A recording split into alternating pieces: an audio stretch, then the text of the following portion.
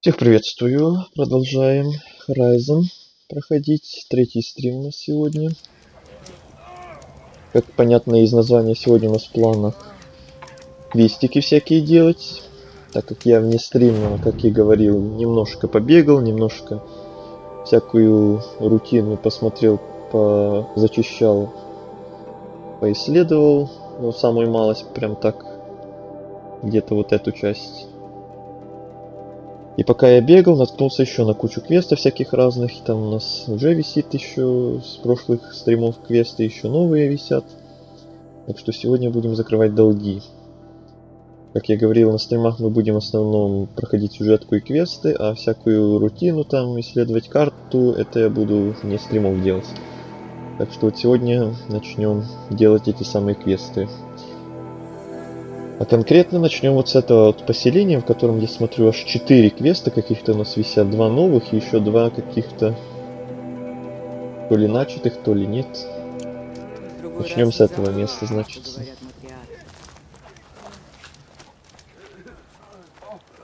Это она.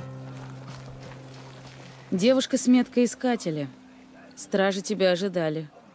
Ты Морея? Можешь указать путь к Меридиану? К столице Карха? Она к западу отсюда. Но их воины остановят тебя задолго до нее. Пусть попробуют. Я не о том. Тебе нужно пройти через перевал, и там стоит форт Карха. Говорят, Карха закрыли границу, чтобы не пустить к себе зараженные машины. Я скажу им, что угроза миновала. Я убила все больные машины в долине. В одиночку? Хорошо стреляю. Очень хорошо. Так форт к западу отсюда, а за ним Меридиан? Да, форт рядом с брошенной деревней. Он зовется Солнечной башней. А что за деревня? Ее название уже никому не важно. Я там родилась. Что там случилось? Война. Очередной красный набег Карха. Мне тогда было 15, я убежала. Другим не так повезло. Племя Норы отступило сюда, к венцу матери, а долину оставили им.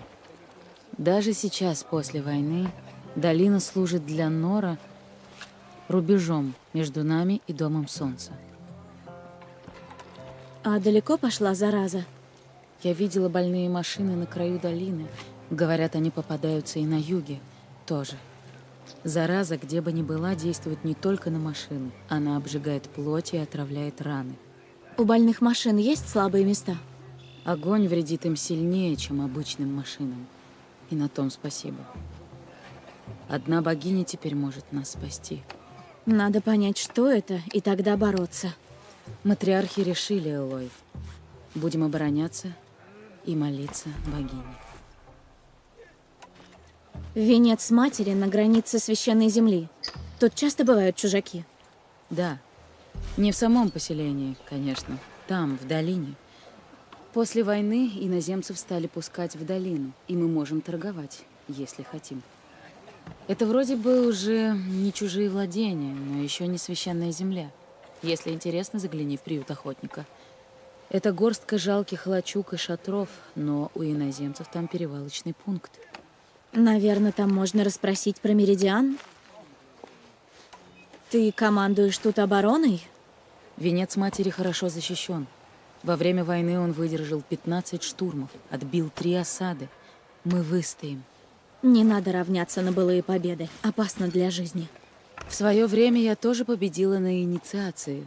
Как и ты, я сперва отставала, пришлось срезать путь. Еле дошла с переломанной лодыжкой. Это не инициация, все взаправду. Ты не понимаешь. Я сама сюда попросилась. Защищать венец матери. Это моя награда. Я готова отдать все ради славы племени.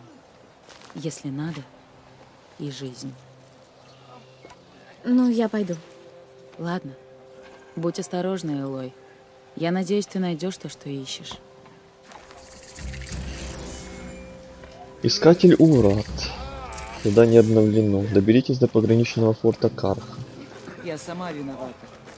Надо было сразу Ну вот один квест обновили. Следующий. Этот уже какой-то новый. Ты искатель. Та, кого звали изгоем. Мой охотничий отряд... Мой отряд, он... Ты ведь сражалась с убийцами, с теми, что на нас напали. Ты спасла много жизней. Жаль, не смогла спасти всех. А ты... Как далеко ты ушла за ними? К чему это ты? Боишься, что твои товарищи погибли? Есть вещи похуже смерти. Куда пошел твой отряд? После инициации мы так разозлились, хотели отомстить. Думали, что те зараженные машины будет легко выследить. Нагнали их под вечер. Обрушились на них со всей яростью. Но там, в темноте, было ничего не разобрать. Машины бросились в бегство, я остался один.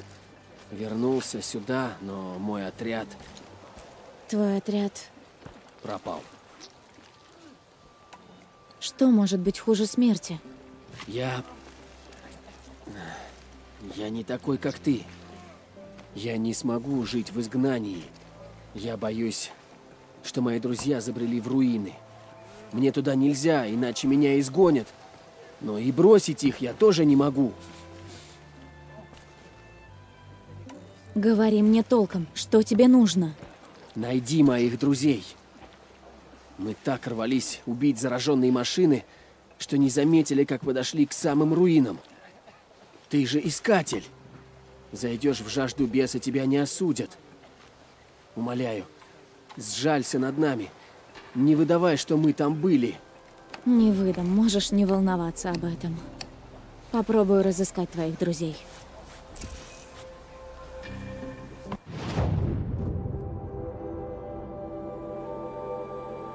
Вот это. Еще одно задание. А, вот сюда, ясно. Мне больно. Зато я Этих стала квестов теперь уже заплутаться можно. Где следующий?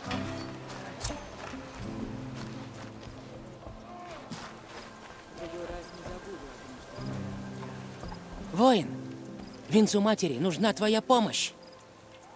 Моя? Ну ты же ведь воин, да? Нужны шкуры кабанов. Наш швец уже стер руки в кровь, зашивая плащи и доспехи. Кабанов много на востоке, за водопадами. Но там объявилась машина. Я испугался, когда ее увидел. Спрятался. Скинул лук, и вдруг...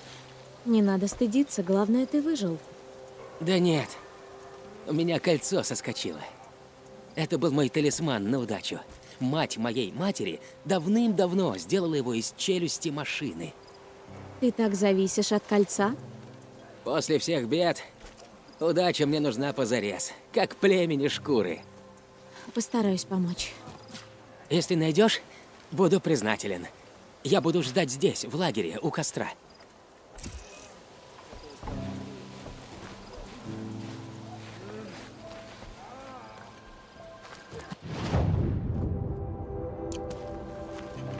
Я обещала Варлу и Соне прийти к Красному Эху. Это ты, Салай? Джан говорит, к тебе могла заходить Накоя. Мне нечего тебе сказать. Я просто хочу помочь. Я искатель, иду на север. Джан просил меня найти ее. Я никому не скажу о нашем разговоре. Я собрала ей припасы в дорогу. Она пошла на север, к Солнечной башне. Я не смогла ее отговорить. Что можешь рассказать про Солнечную башню? Это форт Карха, на самой границе. Эти сволочи держали там пленных перед отправкой в Меридиан на бойню. Я просила Накою не ходить. Что она одна могла сделать? Но без толку. На уме у нее был только Заид. Что ты знаешь о Заиде? Он бешеный зверь, убийца. Худший из палачей Карха. Безжалостно убил моего брата на глазах у бедной Накои. Я умоляла ее не ходить. Но не от чистого сердца. Я хочу, чтобы она его убила. Ты не представляешь. Он изувечил моего брата и до сих пор гуляет на свободе. Я понимаю. Хорошо понимаю. Как доберусь до их форта, поищу Накою. Не знаю, пустят ли тебя. Говорят, они закрыли врата из-за этой заразы среди машин. Расспроси Морею.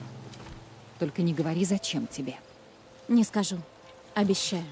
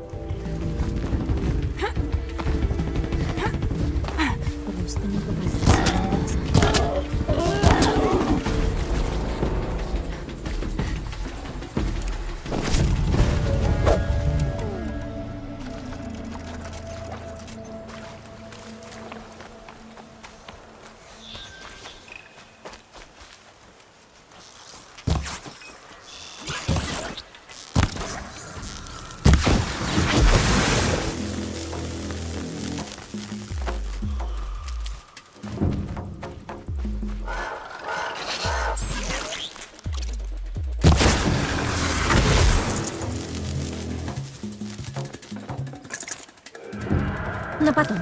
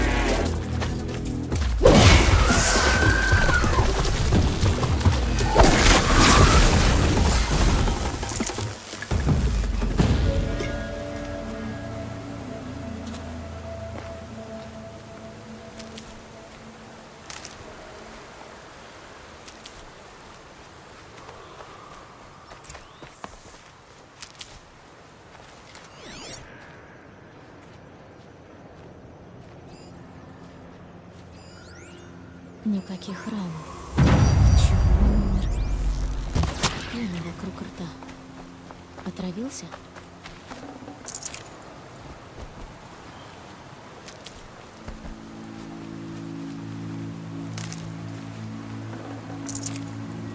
Что-то в глотке застряло.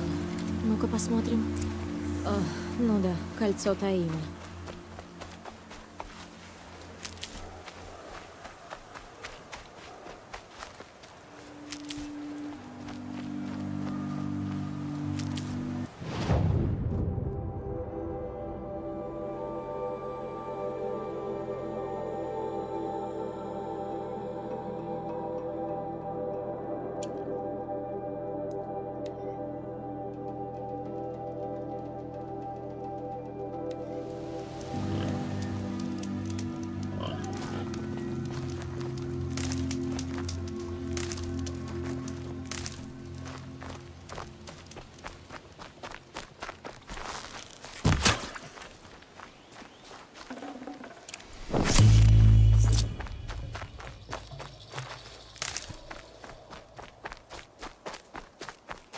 Возьму в дорогу.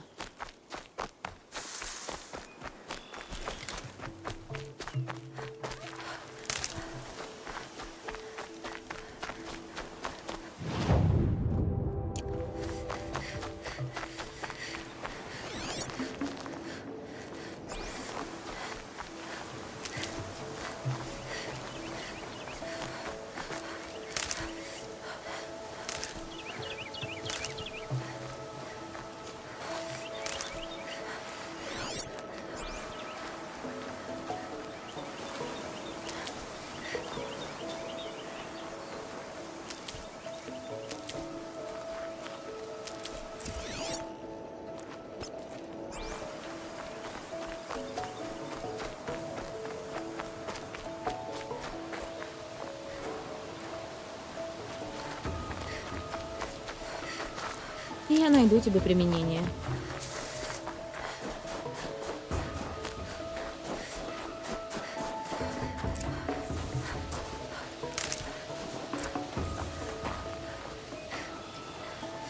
Привет, Дирит.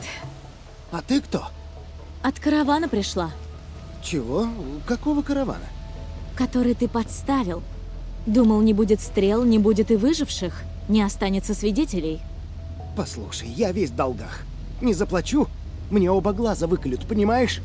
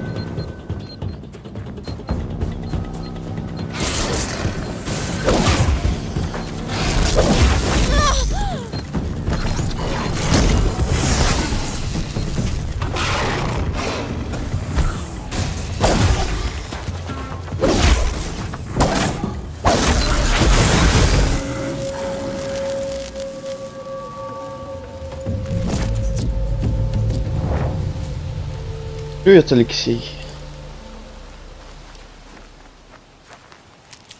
Я тут вовсю уже занимаюсь квестиками.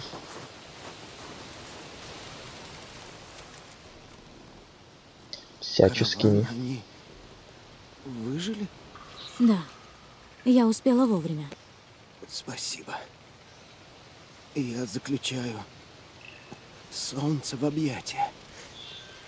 Да сожжет оно мои грехи. Падаль. Но хоть умер достойно.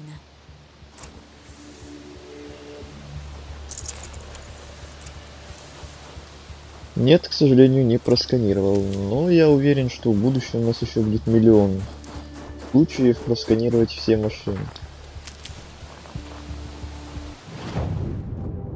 Еще один квест сделал, можно возвращаться сюда.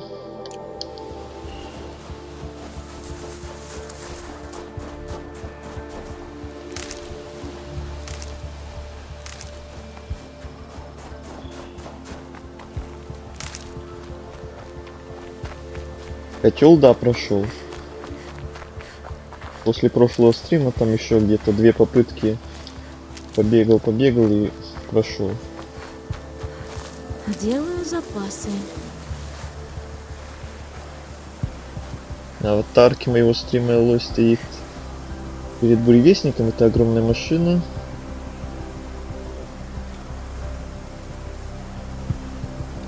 Не. Ладно, буду знать.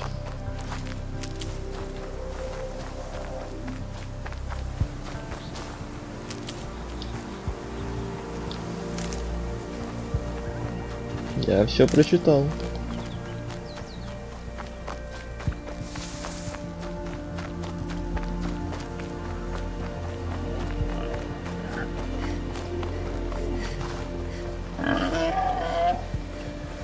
Мистер Кабан.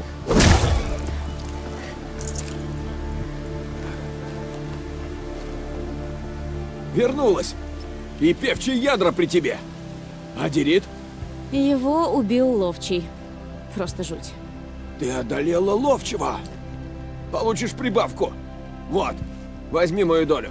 Заслужила. Дальше я справлюсь сам. Теперь нам особо нечего бояться.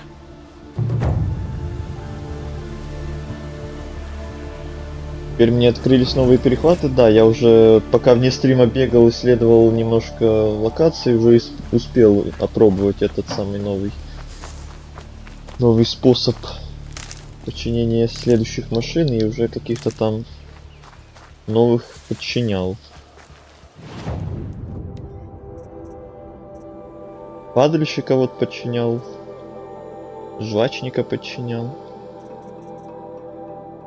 Копьерога вот нового нашел, пока бегал. Ленторога нашел.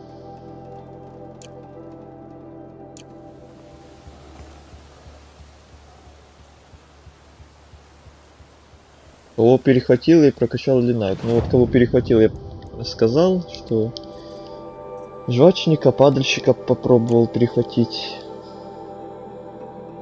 И перехватил, собственно, бесконечный перехват. Так я его еще на прошлом стриме прокачал.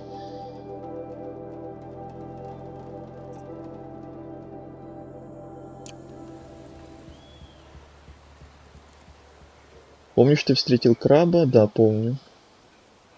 Я сначала подумал, что это и был босс.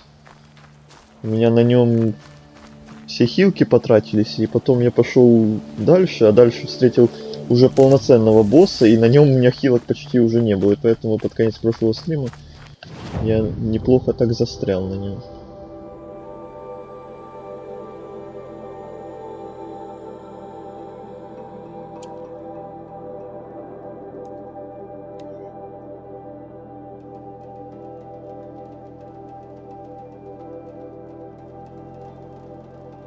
В следующем котле тебе откроется еще.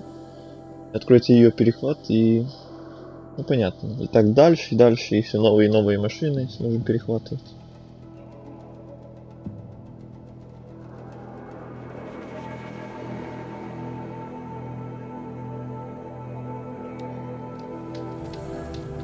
Ясно, ясно. Цвета меняются. Солнце садится. Я все, если что, сообщения зачитываю до конца, просто не все в голос.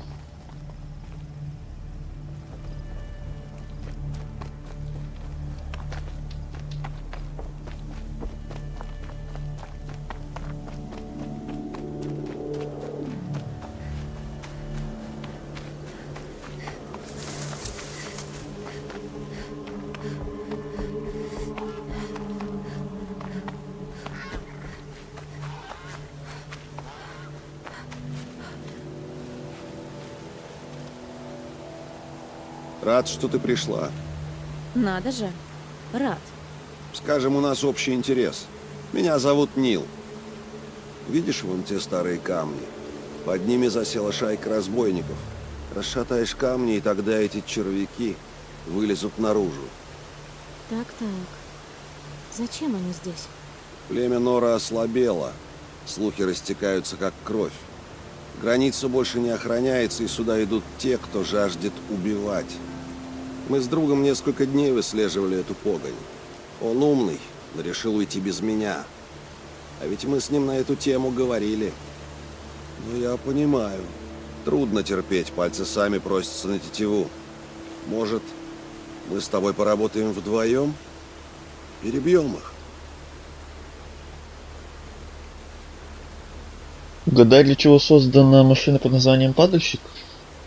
Ну, если думать логически, вспоминая любых подобных падальщиков с таким же названием из других игр, то и из того же Ведьмака, например, то у меня сразу складывается мнение, что они как будто типа поедают павших роботов машин. Как мы видели, распиливают их, не знаю, что с ними там делают. Утилизируют, перерабатывают, не знаю, что-то из этого, например. Я тебя не знаю. И не спешу тебе доверять. Доверие давно уже стало роскошью. Я простой путник, у которого есть лук, который не терпит беззакония и потерял напарника. Да нет в тебе ничего простого. Давай я скажу по-другому. Ты разбойница? Конечно, нет. Тогда тебе нечего бояться. Ну ладно. Кто-то должен остановить злодеев. Спокойно. Ничего они не сделают. Разве что покричат. Давай иди первая. Так хочу посмотреть, на что ты способна.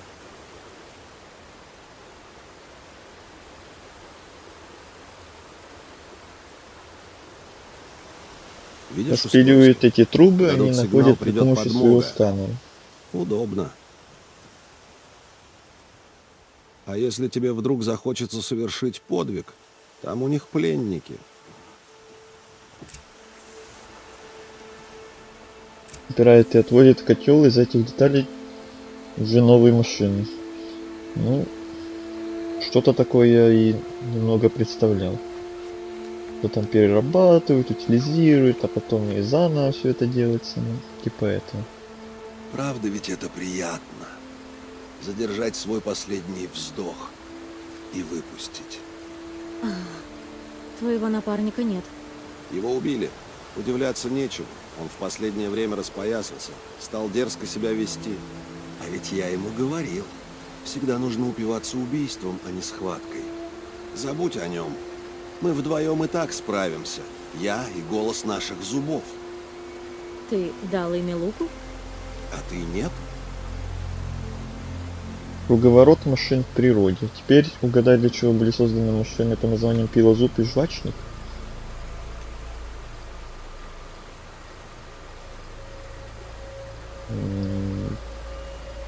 Ну тут уже не знаю.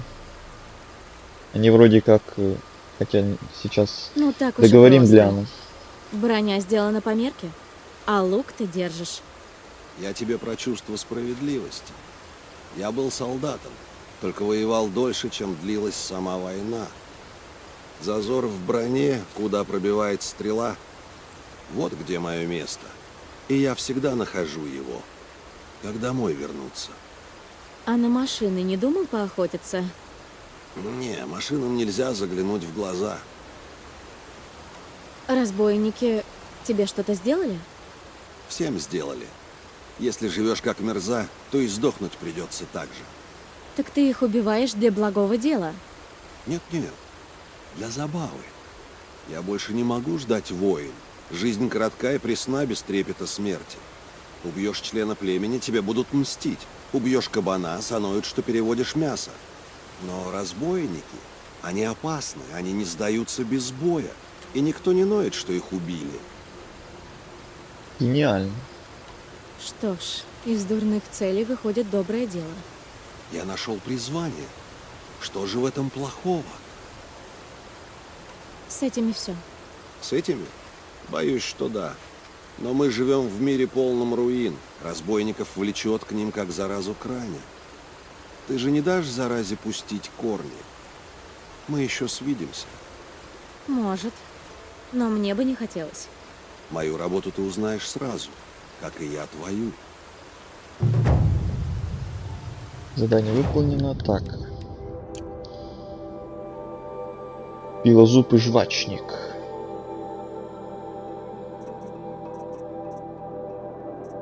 Жвачник у нас такой. Пилозуб у нас такой. Но пилозуб выглядит как какой-то хищный типа животное. И не знаю, для какой-то охоты оно, наверное, задумывалось изначально. Не знаю на кого, на людей или на других подобных машин. Жвачник, не знаю. Тоже что-то непонятное. Типа охотничий, типа нет. Агрессивная машина может очень быстро. Это понятно. Огненный бурдюк.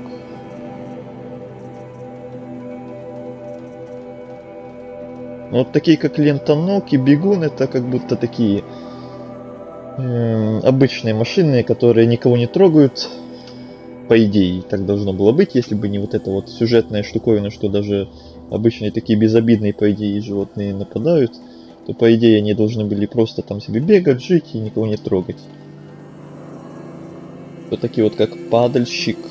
Нет, не падальщик, этот пилозуб, вот это вот типа какие-то дикие звери, дикие животные, которые нападают на все и охотятся и уничтожают всех и вся. По идее. Пилозуб.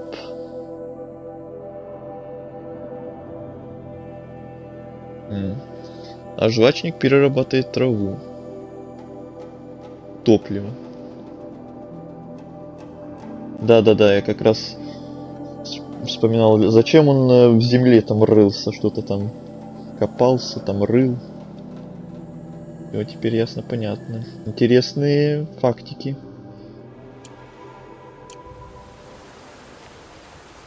Которые я не знал.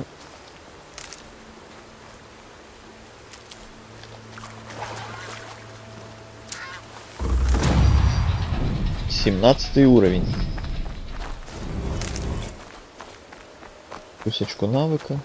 Но за одно очко навыка там мы уже мало что можем купить. И уже надо там в основном копить на 2 или 3 очка даже. Теперь живот торчать не будет.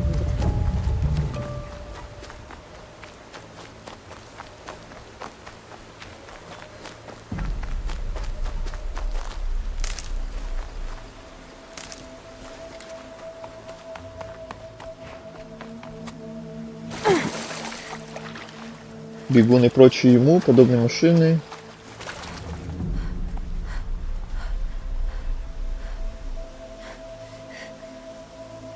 Подобные внутри перерабатывают. Интересно, здесь значит все продумано. Каждое животное имеет свою роль. Это еще только те, что мы уже увидели и открыли, а там в будущем еще, наверное, будут поинтереснее. Тут была битва. Но в этих машинах засели стрелы. Воины спугнули стадо машин. Следы машин ведут к руинам. И рядом следы людей. Зеленые баки это как раз топливо. Ну, логично, судя по тому, что оно взрывается от огненных стрел. Да-да-да, попади в зеленый бак огнем. Помню, помню.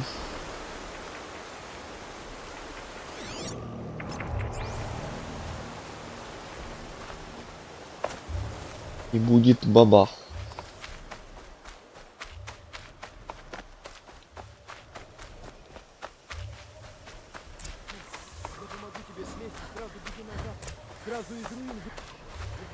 Бейте пилозубов. Где? Обязательно убивать? Может просто подчинить? Что тут, 2?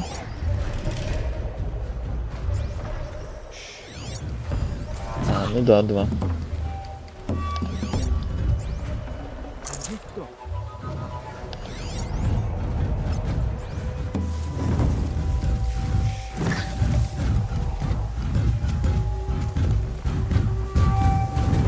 Ну-ка, ну-ка. У меня есть идея, чтобы одного починить, и он, пусть он с другим сам дерется. Будет красивое зрелище, по идее. Все, я ушла. Я ушла. Разбирайтесь между собой сами. Наблюдаем. Кто кого.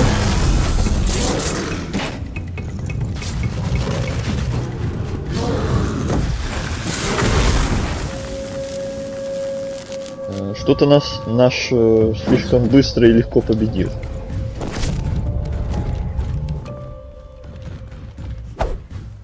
Даже зрелища особо какого-то не было. Но задание у нас все еще висит победить пилозубов. То есть надо, чтобы наш тоже умер. Починить его не подойдет, да? Вообще есть 3 класса машин. Первые это боевые. Да, пилозуб, как я и сказал. Позднее всего для сдерживания людей вторые добычи ископаемых. Угу. Класс разведчик по типу рыскаря охраняет достаточно мирных животных.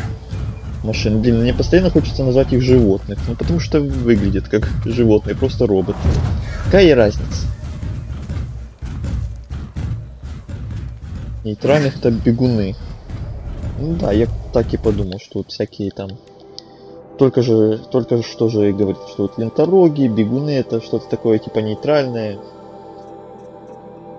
Которые не особо опасные. Рыскарь, вот разведчик, да.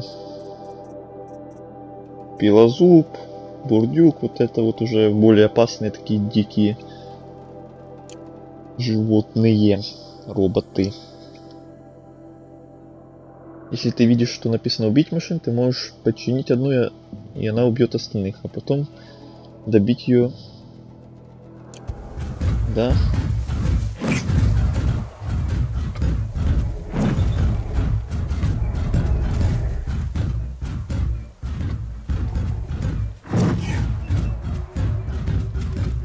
Ну, ладно.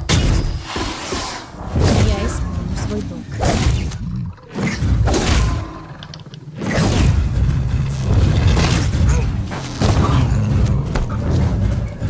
Поехали.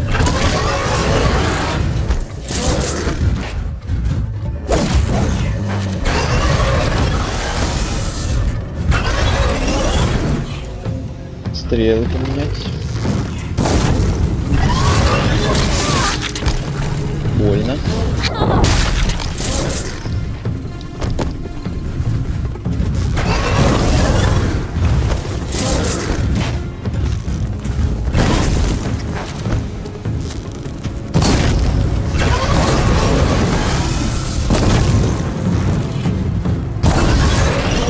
Кстати, я заметил, что огонь неплохо так урона дает. Я вне стримов пока бегал, там тоже на какого-то большого робота наткнулся, и огонь нормально так его продолбил по сравнению с обычными стрелами. А конкретнее поджог. Проходить-то можно? Не именно огонь, а поджог.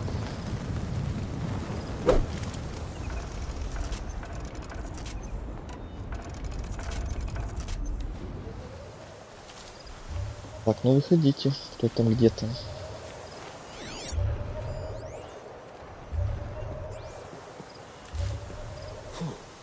ты, та, что была изгоем? Что ты здесь делаешь? Ваш друг Дэн за вами прислал. Что вы там делаете? Пелозуб уволок наши колчаны, то есть мой. Оба. Без оружия пришлось забираться повыше. Хорошо, что ты его завалила. Теперь мы сможем вернуться. Только ты никому не расскажешь, что нас тут видела? Не видела. Друга твоего уж точно. Слезть вам помочь? Мы сами вернемся. Ты только не обижайся, но лучше, чтобы нас с тобой не видели вместе. Вдруг догадаются.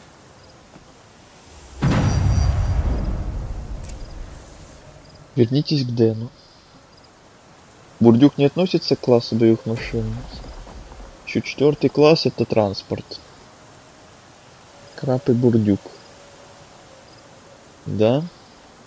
А как будто боевой класс. Для меня бурдюк вот этот был пока что самым сложным противником. Вот как раз тогда, когда он был боссом в том подземелье, я с ним навозился нормально. Так, а потом еще после этого босса, как раз когда я вне стримов бегал, исследовал карту немного, то еще на одного наткнулся. Он был не менее легким, чем тот, который боссом был. Особенно вот эти их огненные атаки меня прям выводили нормально так. Пока что я вот именно с этим видом врагов больше всего провозился. Пока что самый сложный. Запас карман не тянет.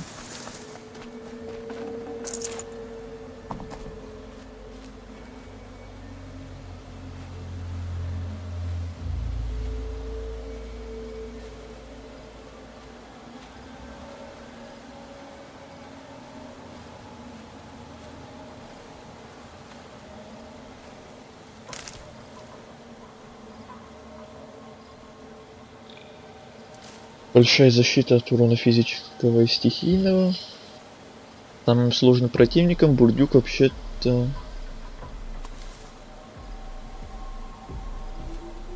Ну, достаточно сбить в заслонку, и там синие баки.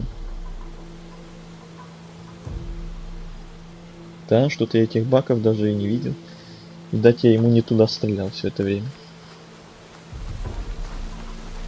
Густой лес. Здесь сложно целиться. Ну, я и догадывался, что там с ним надо просто какую-то свою стратегию иметь. Куда-то в определенное место стрелять, чтобы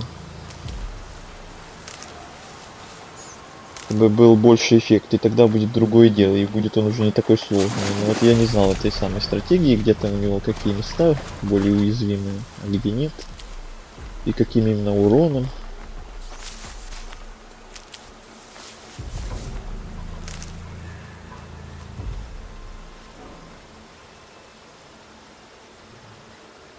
Котлебос — это альфа-машины, усиленные, ведь обычные, созданные из металла. Вот они из чистой материи.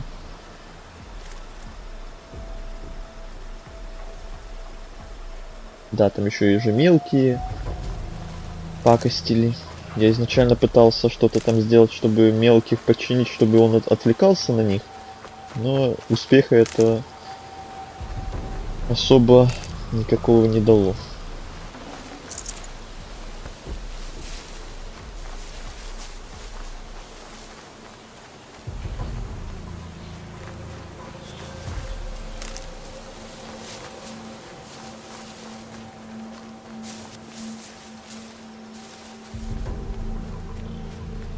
Еще один прикол, если у тебя есть электрические стрелы падальщика, при сканировании намечается топливный элемент сзади, попади туда, электричество взорвется. А электрические стрелы мне, кстати, пока что нет. Не знаю, их можно как-то скрафтить или нет, но я пока вроде не могу. Да, не могу, но вроде их купить можно было, я видел.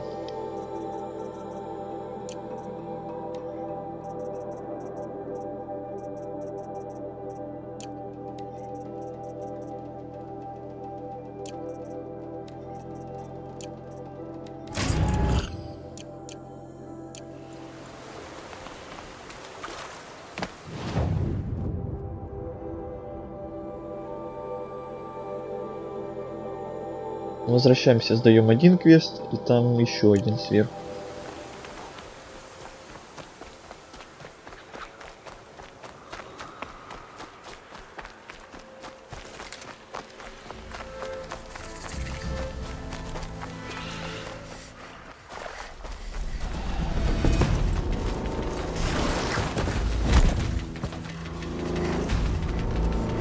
Если ты сорвешь ему топливный...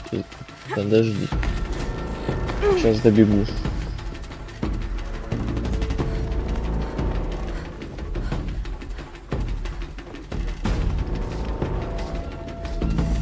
Пригнись и не шуми.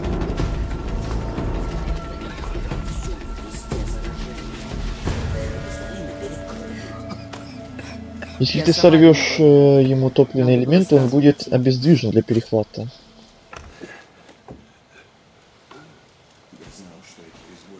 Угу.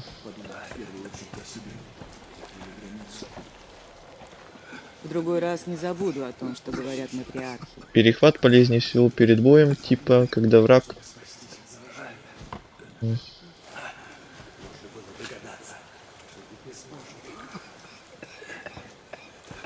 Мне больно, зато я стала мудрее. Никто не выживает после встречи с ними. Убийцы, безбожники. Чтобы у тебя были электрические стрелы, ты должен купить такой лук под названием боевой, можно зеленый, но желательно синий. Боевой, охотничий, бронебойный, мощный, дальнобойный. Ага. Боевого пока нет. Далеко не все нам дано постичь. А обязательно покупать или можно где-то найти, например, чтобы не тратить лишние осколки? Я нашла их, сам знаешь где. Скоро вернутся. Ой, спасибо. Спасибо, спасибо, спасибо. Какое счастье. Ты ведь никому не расскажешь? Не бойся. Матриархи сейчас поют песню искупления. Не заметят. Ты права. Песнь искупит все наши грехи. Спасибо. Я не это имела в виду, но ладно. Еще один квест сделали. Там наверху еще один сейчас дадим.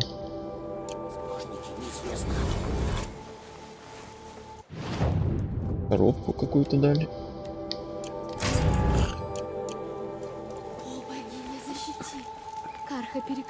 Запомни, такие машины, как бегуны, жвачники, действуют по такой схеме. Когда все убегают, один бросается в бой. Ага, ну это я уже заметил, да, что обычно все убегают от меня, но один какой-то как прицепится, что, блин, пока не добьешь его, то, блин, так и будет тебя донимать. Мелочь одна какая-то. Некоторые стримеры думают, что они просто тупые.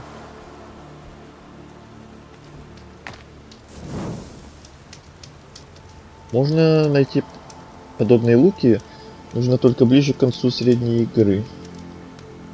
Лучше простушку купить. Ясно. Как прошла твоя охота? Принесла кабаньи шкуры и твое кольцо, Таим. Хвала Великой Матери. И тебе, конечно.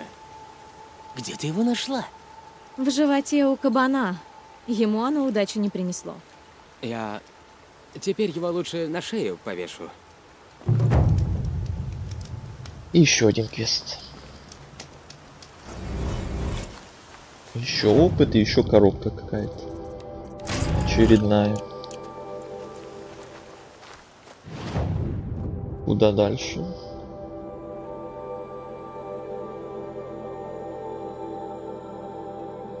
У нас еще вот тут внизу есть квесты.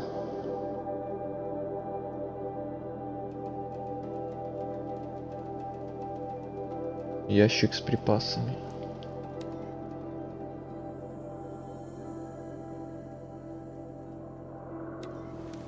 Тогда надо будет заглянуть к торговцу какому-то и посмотреть эти самые луки. То у меня уже сколько там накопилось этих осколков? 2100. Я считаю, их ни на что вообще не трачу все это время.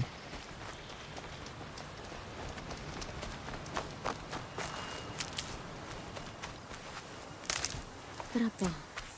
Наверху должен быть тайник с сонной ивой.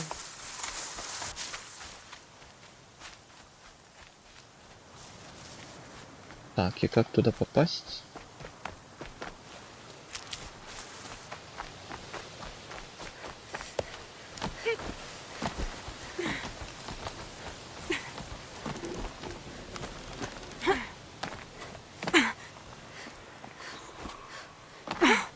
Поехали.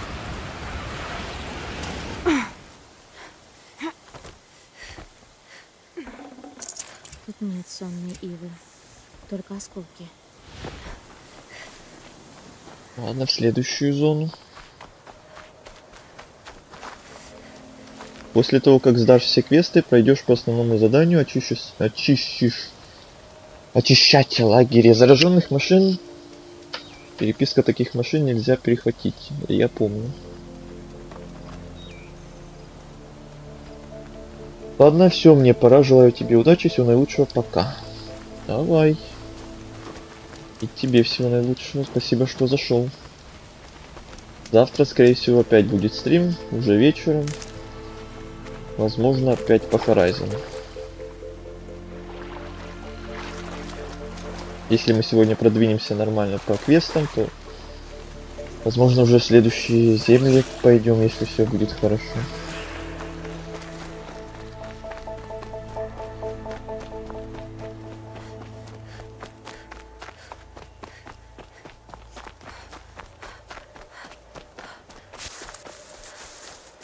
Так, сейчас я вернусь, отойду на минуту.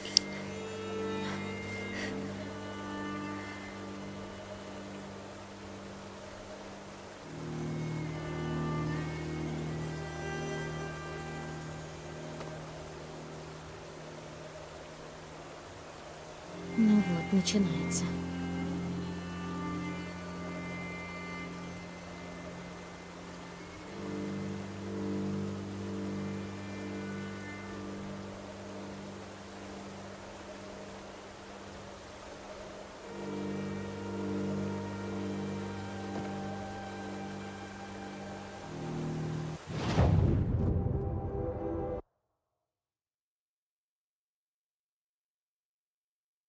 Все, я вернулся, сейчас продолжим. Кое-что гляну только.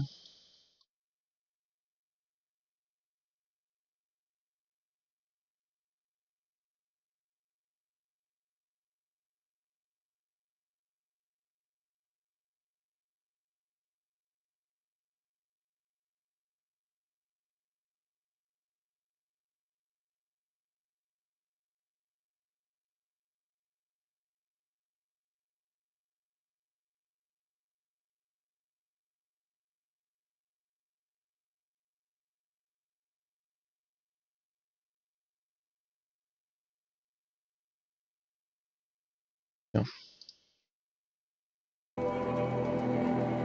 Идем дальше. Что это, охотничье угодье? А, нет, нет, нет, эту фигню я делать не буду ни за что, никогда.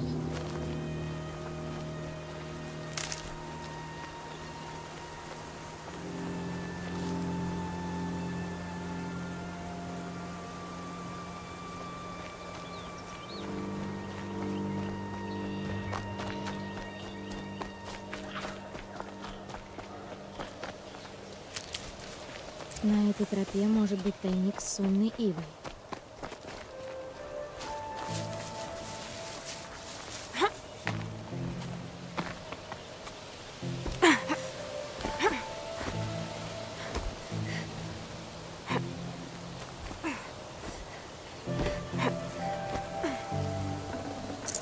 Странно. Как будто кто-то забрал всю сонную иву, а вместо нее подложил осколки.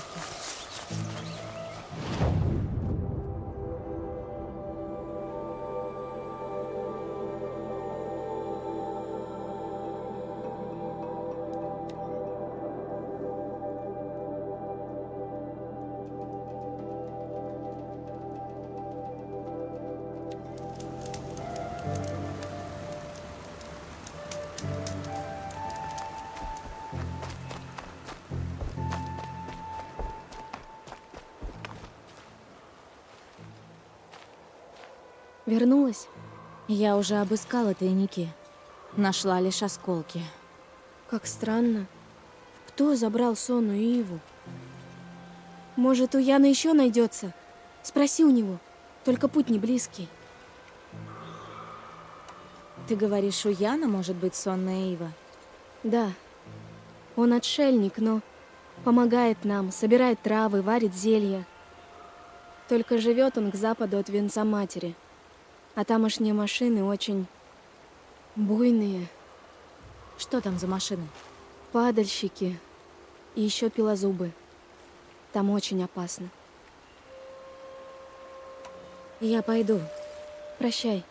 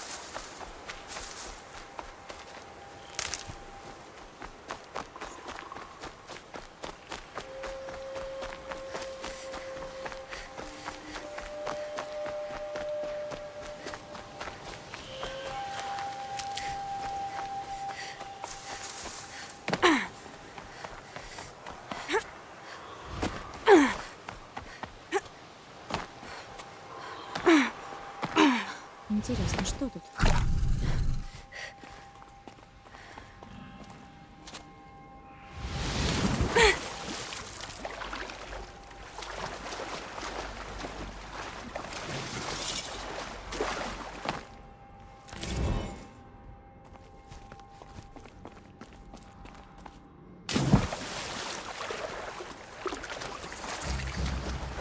Это не пещера, это руины.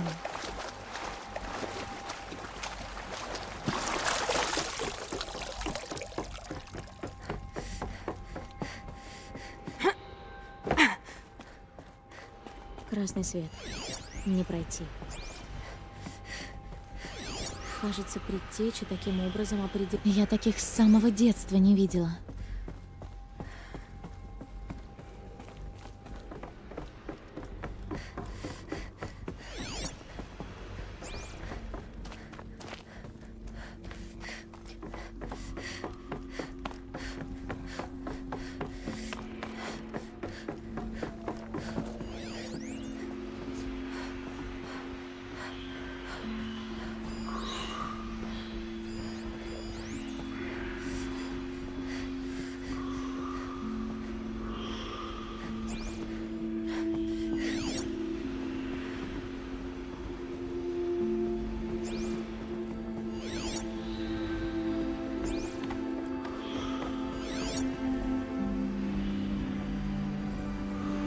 Доспехи.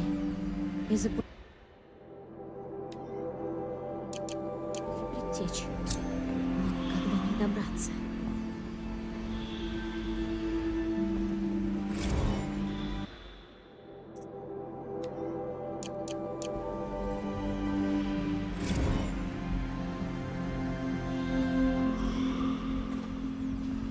Эти цифры наверняка связаны с секторами круга.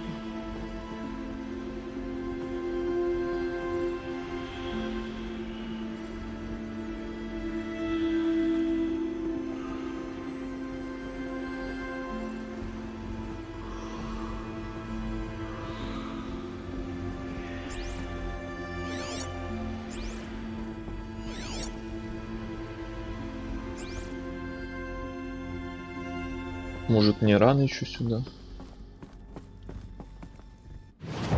Или я что-то не так делаю?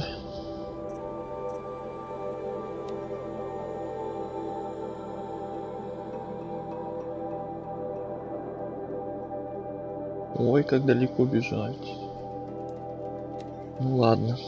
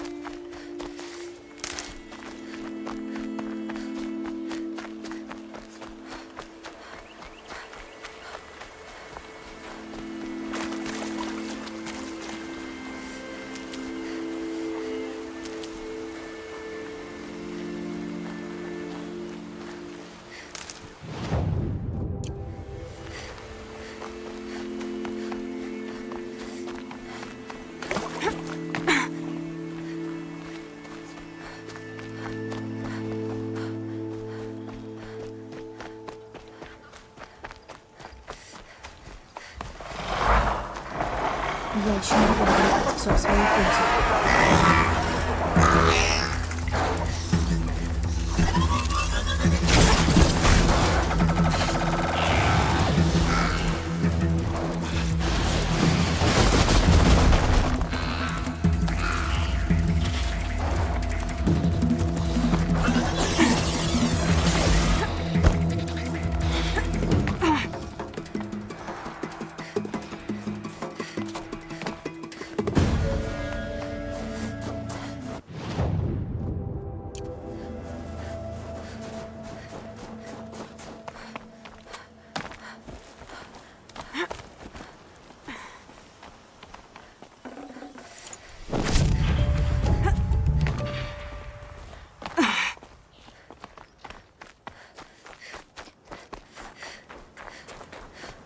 Помогите!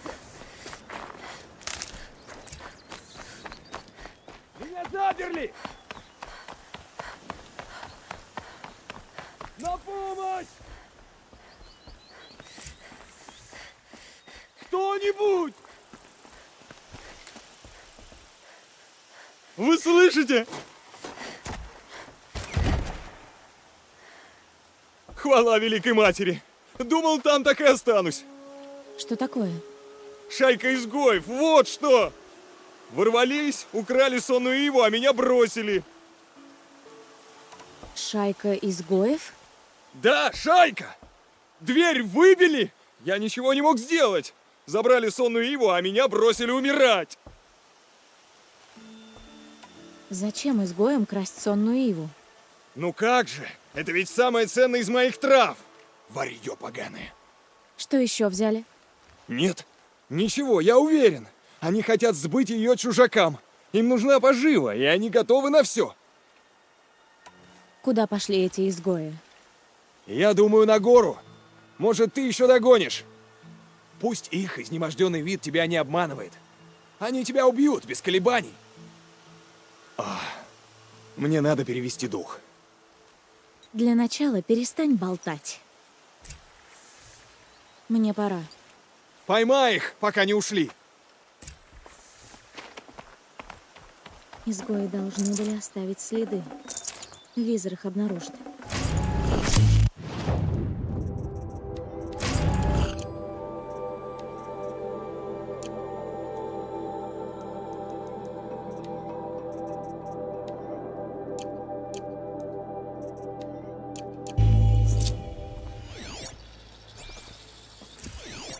Тут недавно был кто-то. И явно спешил.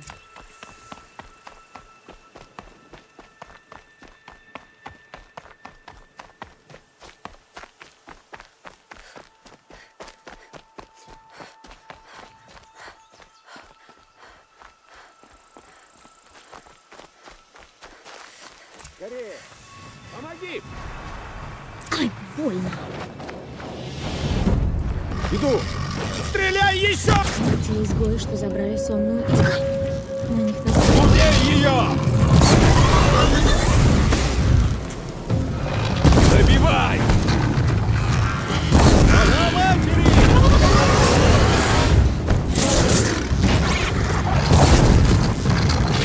Да!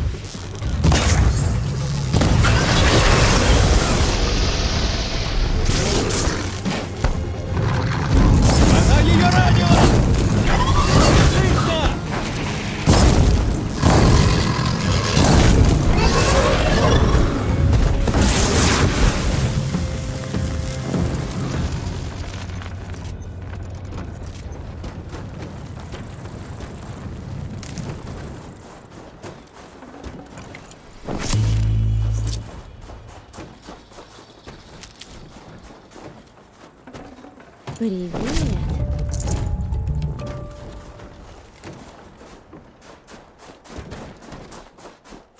Мы тебе благодарны, если благодарность изгоев для тебя хоть что-то значит. Значит, Ты даже готова говорить с изгоями? меня изгнали сразу после рождения. Законы племени мне не указ.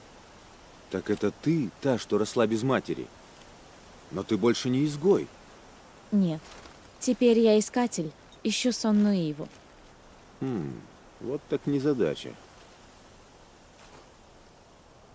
Зачем вы ее украли?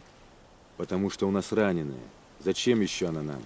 С нашим племенем творится что-то страшное. Воины нас больше не защищают. Машины разъярились, и по священной земле безнаказанно шастают разбойники. Почему изгои в нарушении обычая стали держаться вместе? У нас просто не было выбора. И все равно мы не воровали. Клали в тайники осколки, и Яну бы заплатили. Но он, конечно, и слушать нас не стал. Я побил человека, укравшего у меня добычу.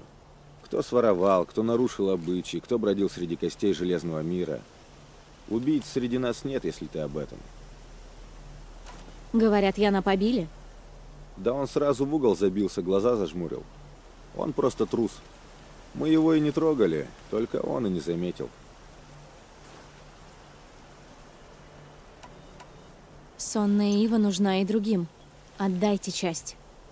Ты просишь или требуешь? И я говорю, как человек с человеком. Что ж, нам так много и не надо. Просто мы здорово перепугались. Вот и сгребли все. Держи. Я заберу себе одно зелье. Остальное отдайте кому нужнее. Так и сделаю. А вам тут удачи. Держитесь вместе.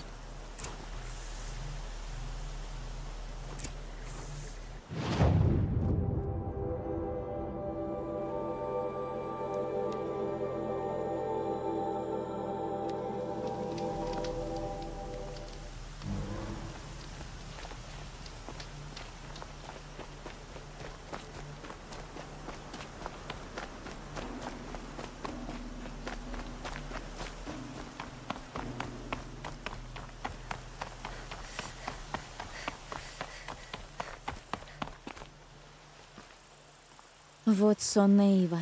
Отнеси ее Фии в холм матери. Пусть облегчит страдания раненых воинов. Хорошо. Скажи, что стало с изгоями? Надеюсь, ты покарала этих мерзавцев. Спелись, надо же. Разговаривают друг с другом и с нами. Ты ведь никого не пощадила? Ты что, не знаешь, кто я? А кто ты? Я выросла изгоем в горах над сердцем матери. Безродная девчонка. Если бы я знал, что это ты, я бы и рта не раскрыл.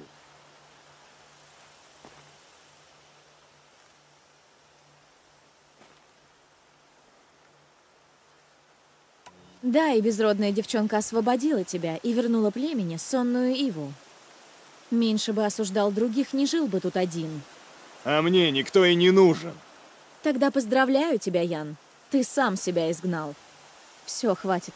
Отнеси эту сонную Иву, Фия. Не то вернусь.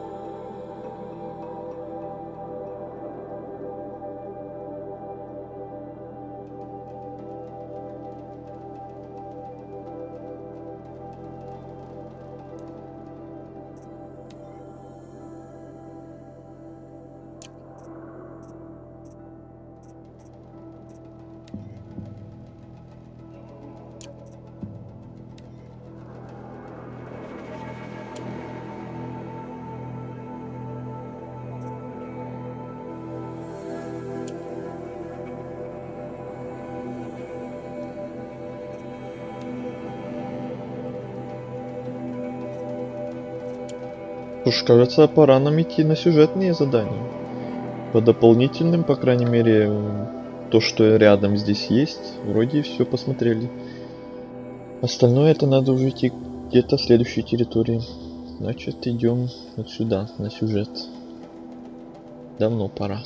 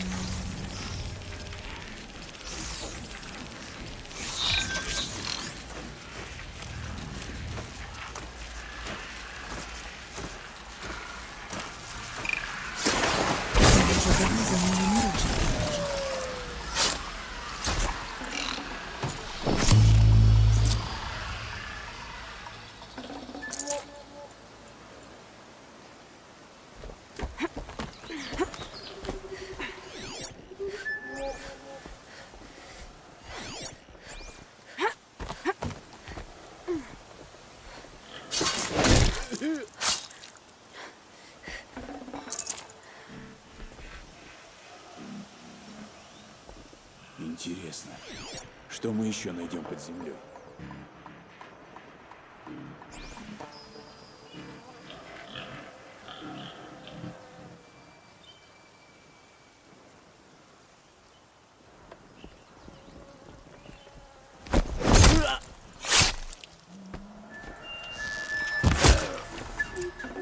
Хвала великой матери! Да!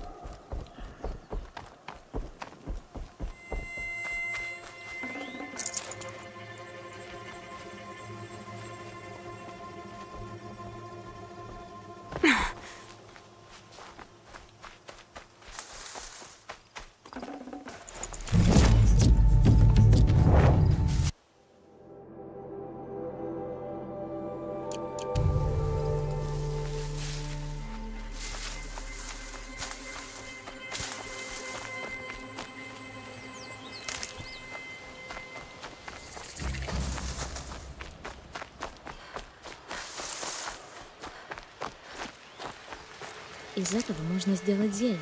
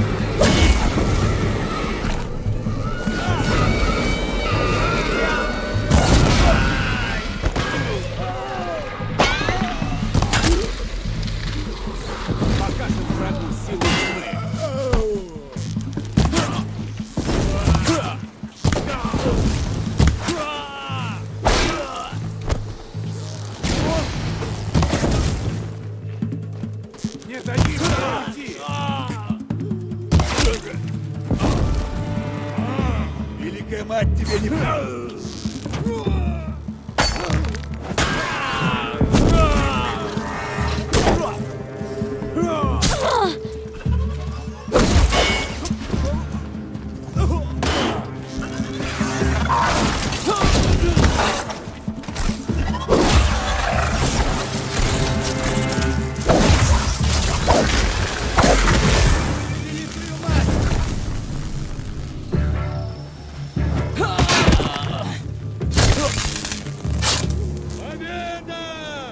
Сонора!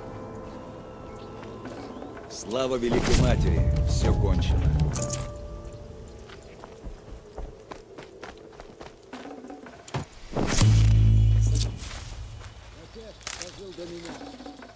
Я никогда не жил один, ну, по крайней мере, долго.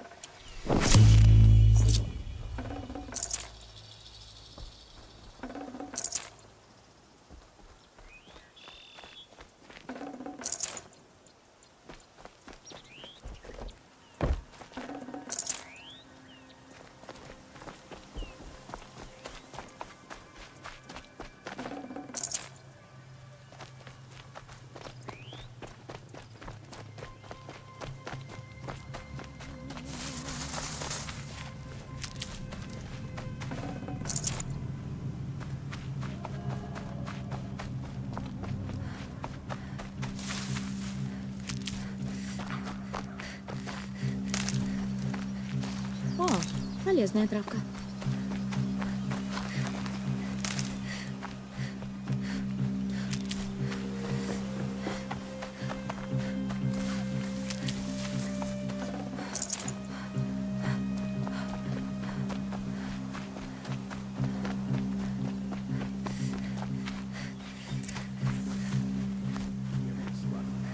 Затмение придало мне силы.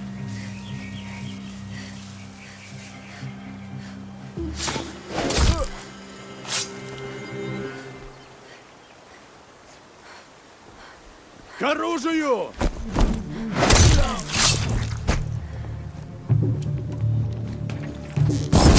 Ты от нас не уйдешь.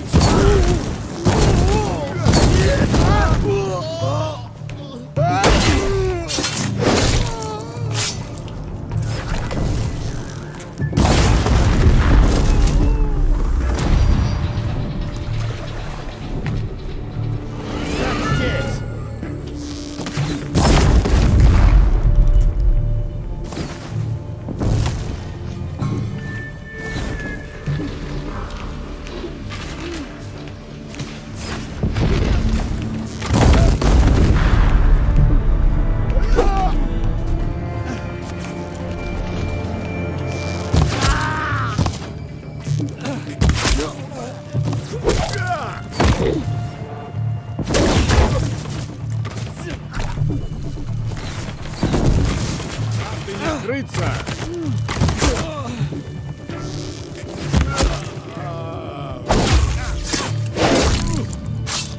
Можна башиліска! Я не врага!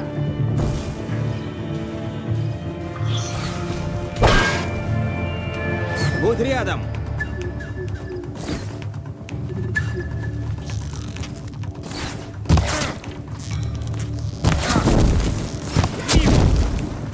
Это победа для Великой Вы Матери! сделали это во имя Великой Матери!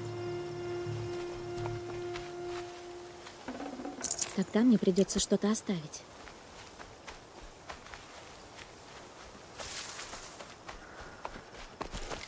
За наших погибших!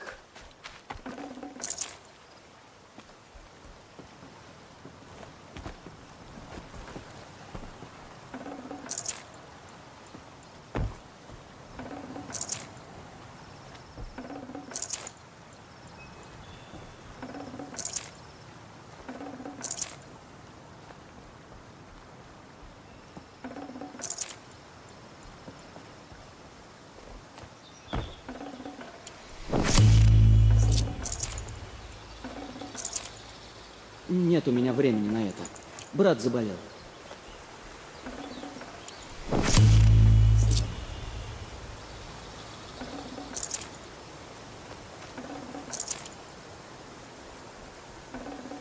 Хорошее мясо.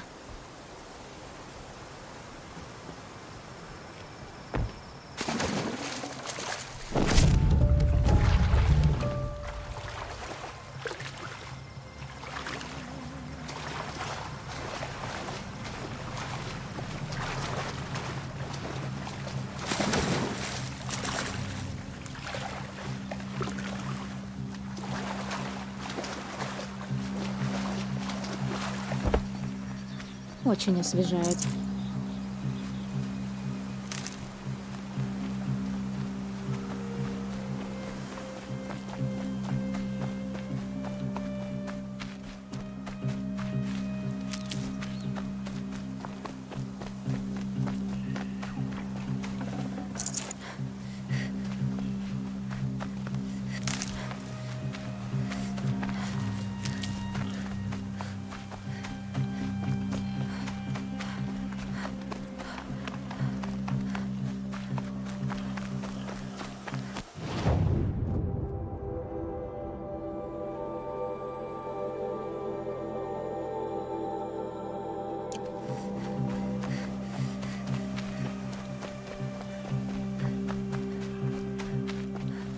Это я приберегу.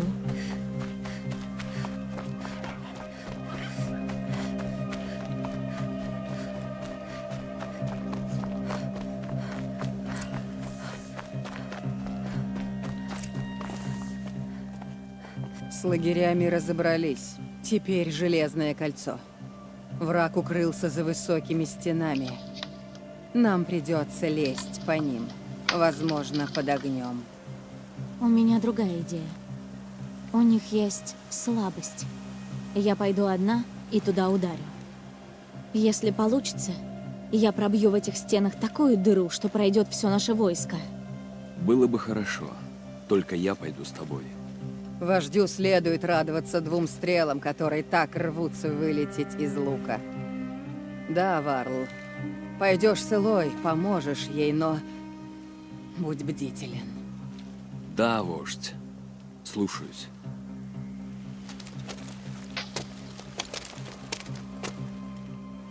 Идите. Мы ждем от вас знака.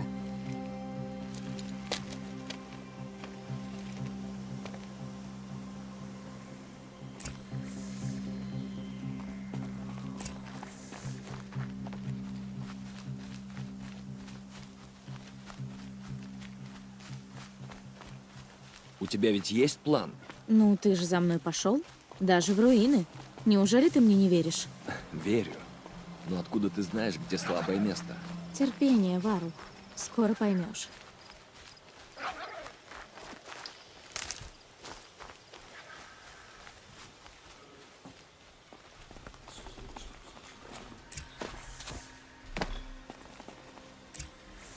Залезай.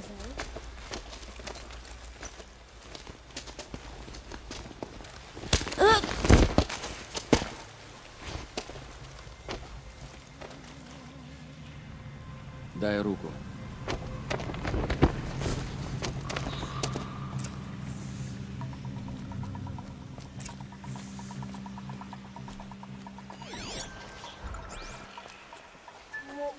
Пора возвращаться к работе.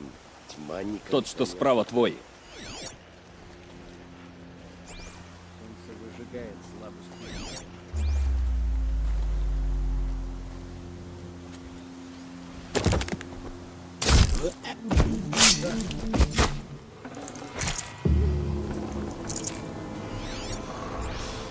Мой тот, что слева.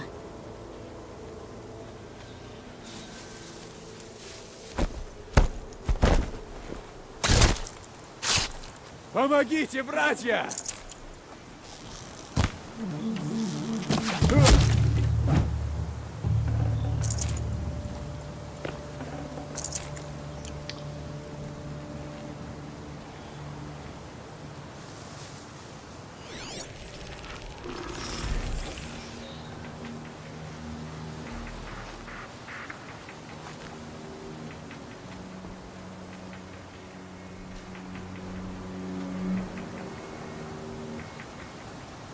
Еще двое. Двое тут.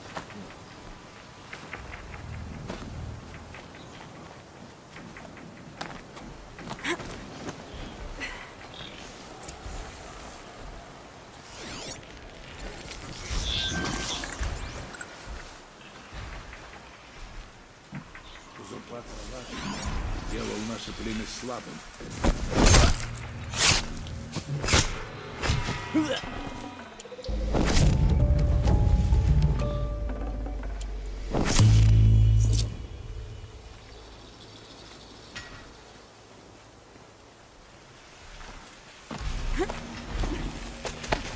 Вот. Видишь, что хранилище? А ты видишь тех демонов? Соберись, Варл. У них в хранилище огнежар. Его там очень много. Если взорвать, ни от этих машин, ни от стены ничего не останется. И тогда наши воины ударят. Отсюда не достать. Подойдем поближе. Я подойду. А ты назад. Изложи Соне план и проведи их на ту сторону. Хорошо. И когда стена рухнет, я первым войду в пролом. Осталось только этот план воплотить.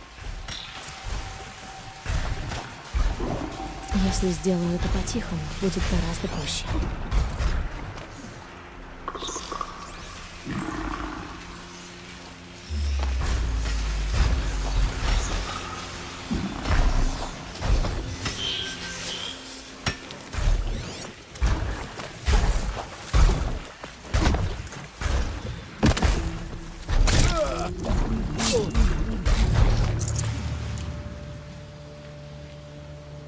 Берем.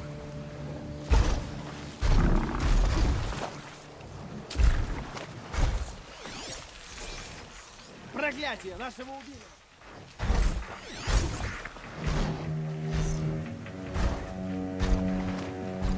Нашего убийства!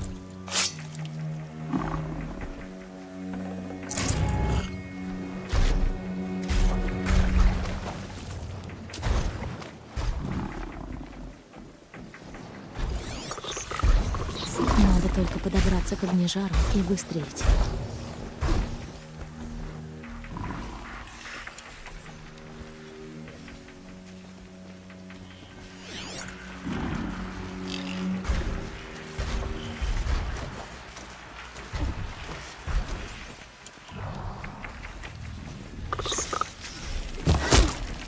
Меня заметили. Надо поджигать огнежар.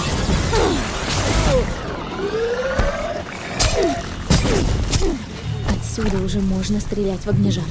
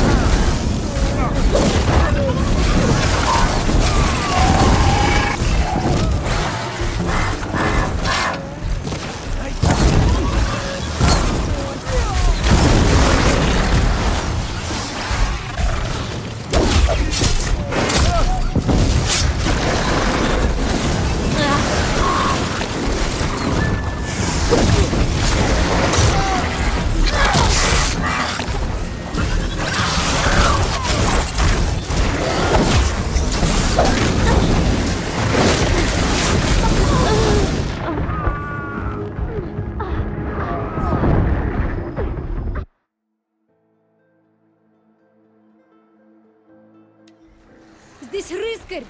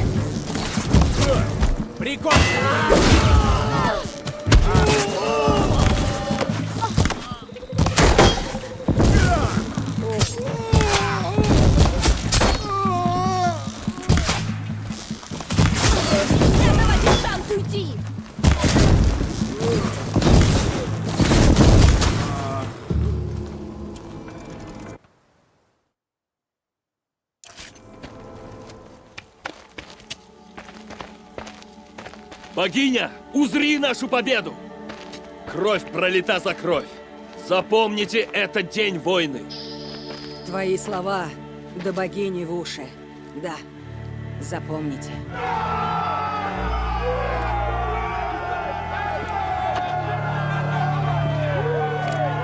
Готовимся уходить отсюда.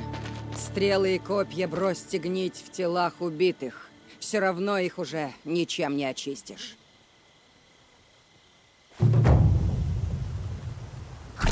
Все кончено. Больше они никого не убили. Мне нужно найти Олина и добиться от него правды. Кто были те убийцы? Как увидели меня через его визор?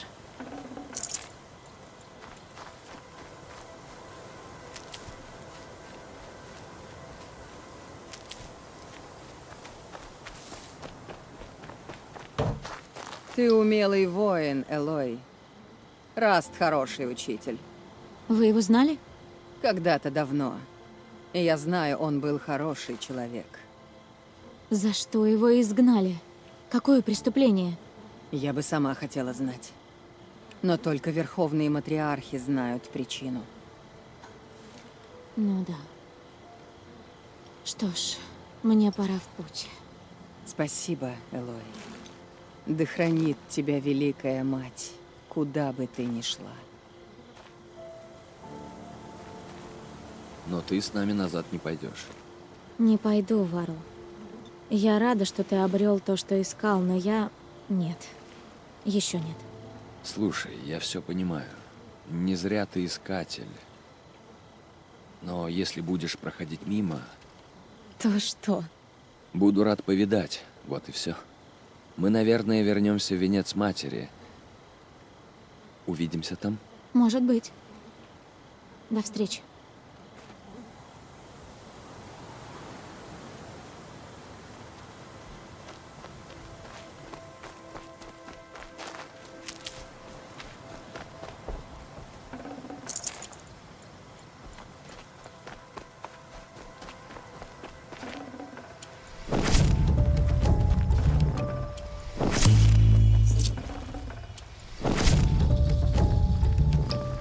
Это можно хранить.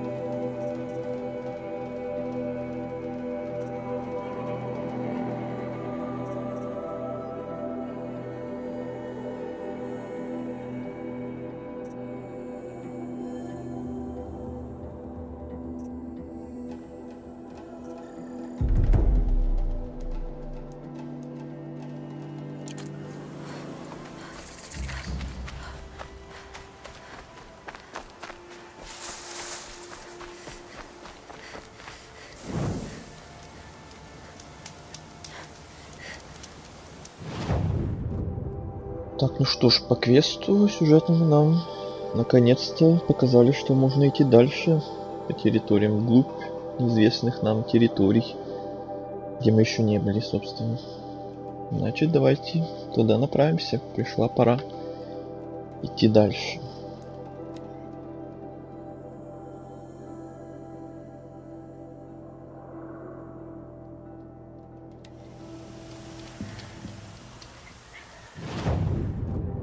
Нам надо будет дойти до длинношеи как можно скорее. А там уже разберемся. Нужно будет пойти туда. Вот это вот все надо будет сделать. Но это уже вне стрима, наверное, вот эти вот зараженные зоны посмотрю. Насчет сюжетки тоже, наверное. Вот это сегодня сделаем. Как и длинношеи. Постараемся, по крайней мере.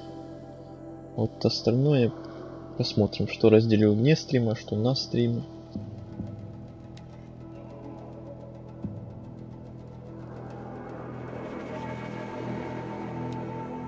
Сначала сюда забежим по пути.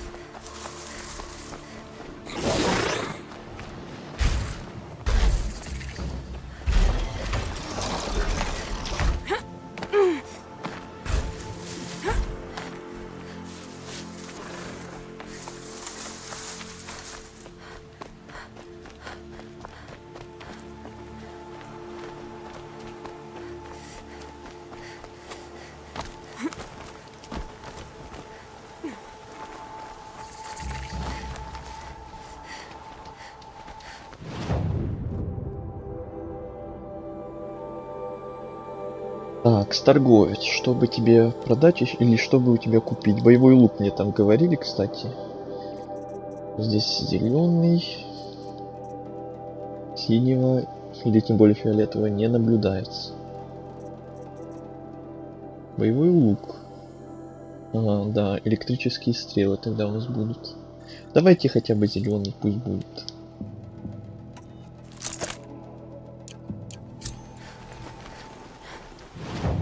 То электрические стрелы реально могут понадобиться.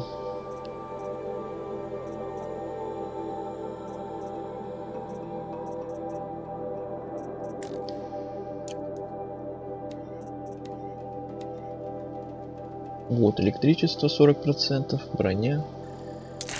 Нормально.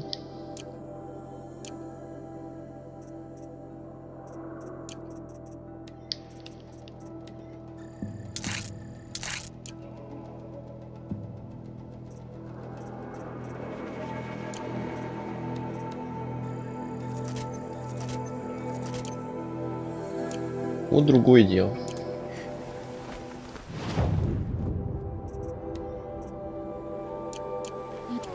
Для разнообразия теперь будут еще электрические стрелы, если что, вдруг.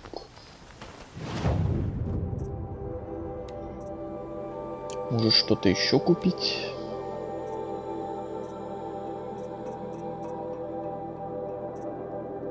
Так все есть хотим.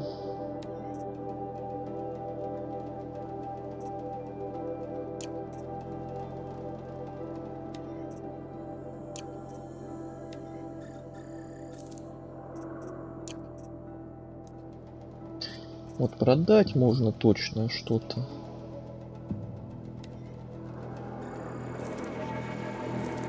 Этих немножко.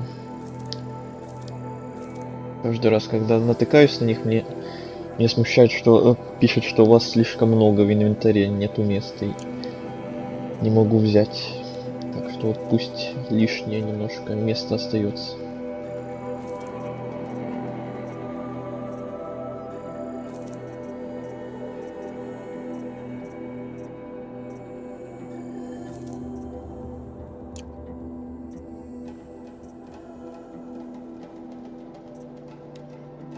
По ресурсам.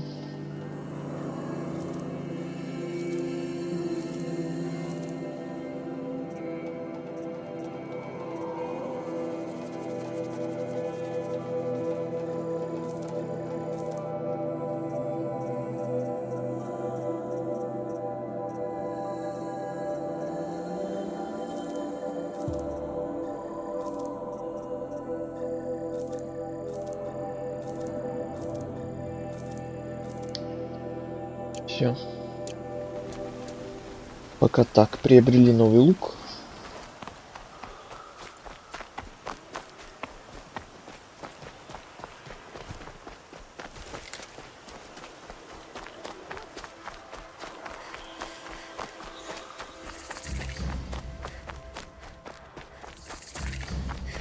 Приют охотника. Какой-то новый городишко. Квестов здесь нет. Ну и ладно.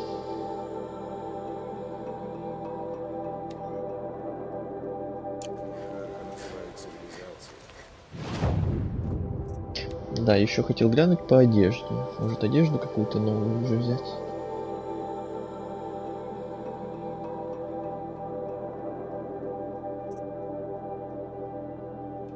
Хотя я пока не знаю, какая мне больше нужна. Тут надо будет совет в будущем. Так что откладу на будущее немного еще одежду.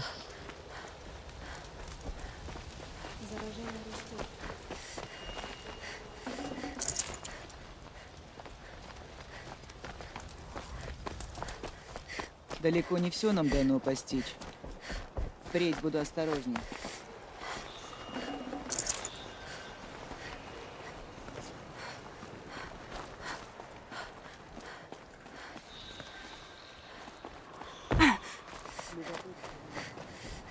Но не для воина.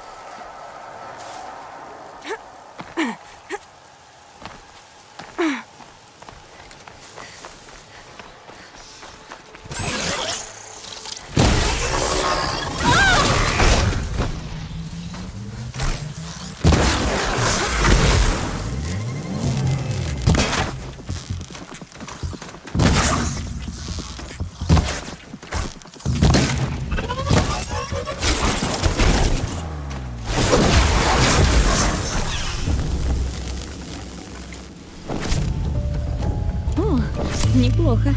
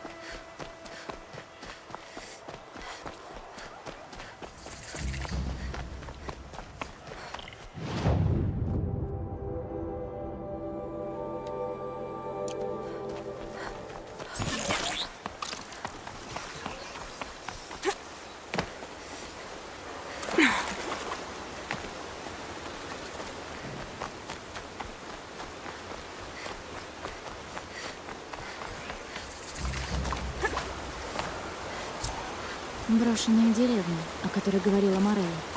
Сплошные развалины.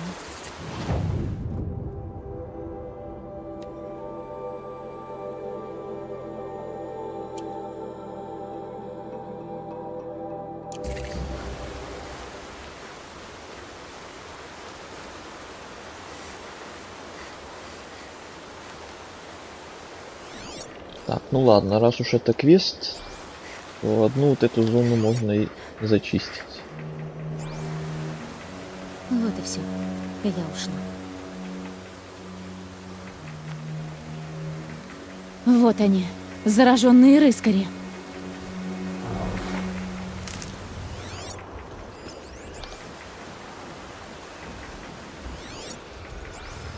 Так, их тут 4 как минимум.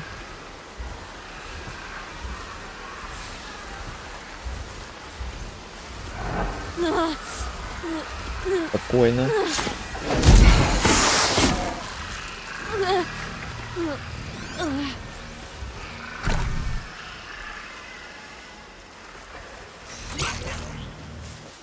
Тихо.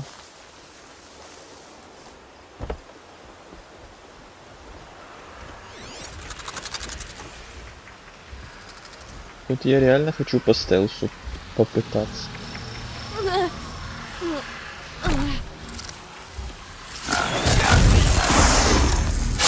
Ну, по крайней мере, опасных я вывел из строя, остались только эти мелкие.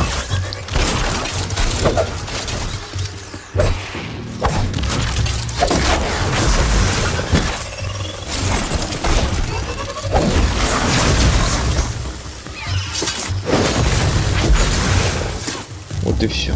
Я перебила все зараженные машины в долине. По крайней мере, сколько нашла. Надо поговорить с солдатами в форте Карха. Может, теперь меня пропустят? 19 уровень.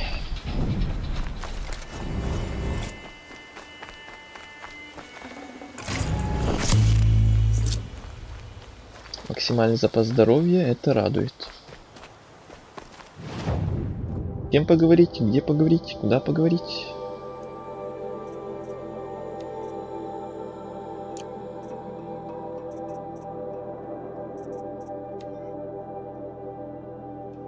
Боевой лук, обучение. Это все потом. Этот что ли? С кем там поговорить, мне только что сказали.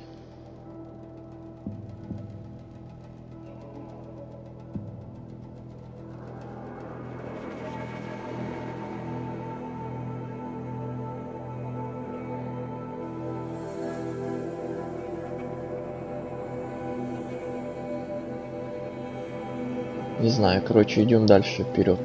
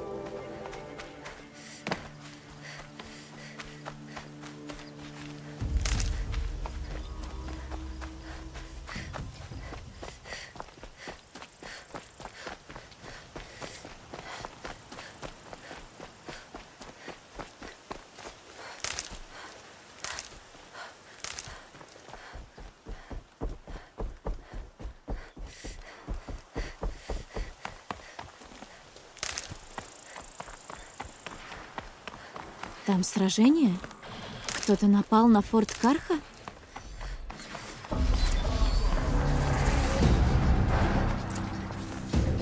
Это демон.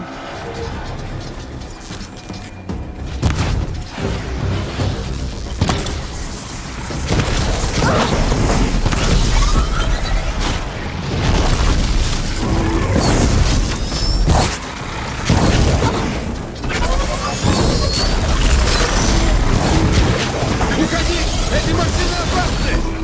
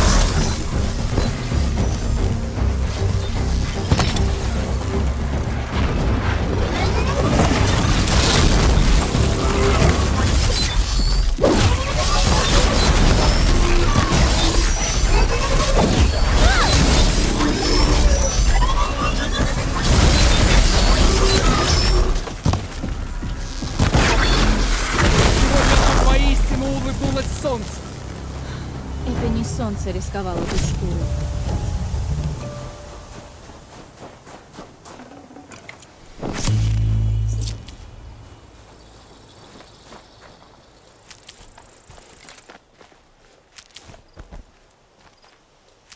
Девочка, подойди! Скоро мне это понадобится. Девочка. Вот вам и девочка. Девочка, иди сюда! За девочку сейчас ответишь.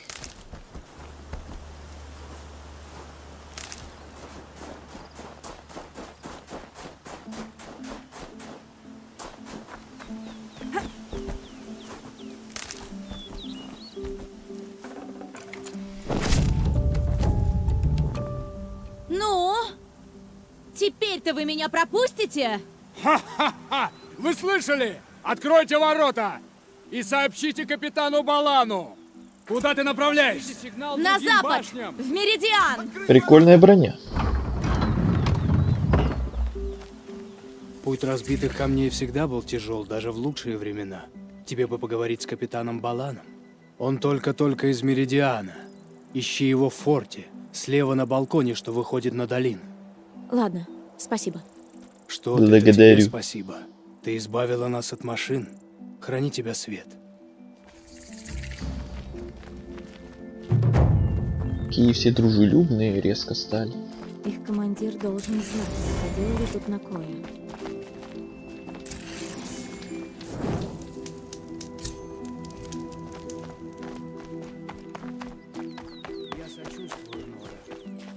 Что это за синие значки? Это не DLC случайно? А то я не хочу случайно сейчас в DLC уйти.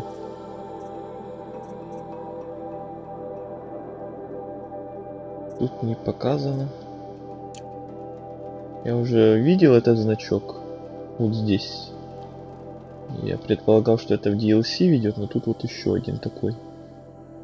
Куда этот ведет, я не знаю. И надо ли мне это сейчас выбирать, тоже пока сомневаюсь.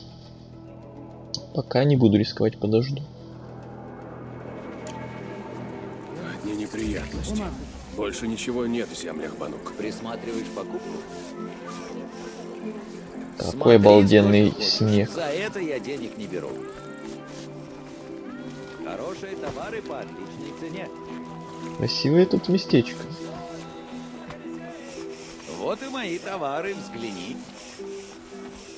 Сейчас я на все взгляну. Капитан Балан, можно у вас спросить? Здесь Не проходила другая женщина из племени Нора? И каков путь в Меридиан? Что меня может ждать? Другая Нора здесь проходила, ее не забудешь. Устроила такое нам. Что же до твоего пути? Все плохо. Машин стало больше, и, говорят, среди них есть зараженные. Не сумели мы их сдержать. Держись дорог, так безопаснее. Хотя, похоже, ты девчонка не из пугливых. Ценное качество. Подкинул бы задачу, если не против заскочить на восток. Да, нагло с моей стороны, ты ведь нам уже послужила. Но взамен могу предложить ответы. Все, что хочешь узнать о Доме Солнца. Без проблем. Что надо сделать? Когда пришла Услуга весть за о услугу. зараженных, я отправил на восток патрули. Опасения подтвердились. Закрыли врата. Но на той стороне остались наши ребята. Валид, расскажи ей. Машины напали на нас рядом с брошенной деревней Нора.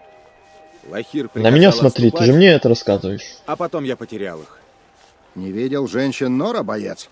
Прояви уважение. Говори ей, а не мне. Вот-вот. Лахир приказал доложить командиру, я и доложил.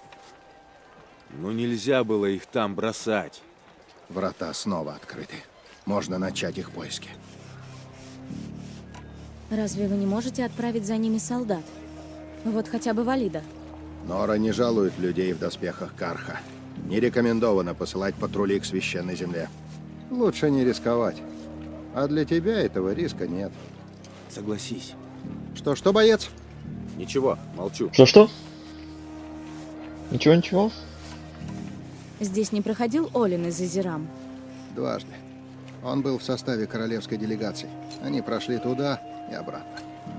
Они рассказали о том коварном нападении. Я вам соболезную. Знаете, где он сейчас? Точно нет. Но он шел в Меридиан, в этом я уверен. Все идут в Меридиан. Что еще вы можете рассказать о пути в Меридиан? Король Ават много сделал, чтобы этот путь стал безопасным. Но следить за порядком стало еще труднее, чем когда шла война. Машины становятся все опаснее. Угрожают разбойники, а теперь еще и зараза. Едва хватает бойцов, чтобы держать заставы. А на дороге... все на твой страх и риск. Вы сказали, с Накоей что-то случилось? С той Нора? Да, случилось. Покушение. Поговори с префектом Заидом. Найдешь его рядом с главной башней наверху. Стойте. Заид здесь? Здесь. Я знаю, какие о нем слухи. Но он клянется, что его с кем-то спутали. Если он и виноват, доказательств нет. А к Накое он проявил удивительное снисхождение. Поговори с ним. Может, он что подскажет. Только держи себя в руках. Ой, еще куча вопросов. А что это вообще за место? Солнечная башня на восточной границе Карха. Там торговый пост, застава. И у вас о ней ходит дурная слава. При нашем безумном короле сюда сгоняли пленников Нора, прежде чем отправить в Меридиан и принести в жертву. Но это в прошлом. Король Солнца Ават приказал мне следить, чтобы с Нора на этой заставе обращались почтительно. А в каких сейчас отношениях Карха и Нора? Король Ават хочет мира. Говорят, матриархи тоже. Но старые раны заживают долго, а оба народа горды. Моя задача проследить, чтобы с нашей стороны не было провокаций. Особенно теперь, когда... В смысле, после того подлого нападения на вас. А каков Меридиан?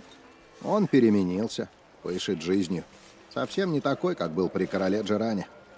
Ават сделал все, чтобы порвать с прошлым. Рабство было отменено. Заключен союз с Азерам. Кольцо Солнца, где погибло столько людей, стало мемориалом павшим.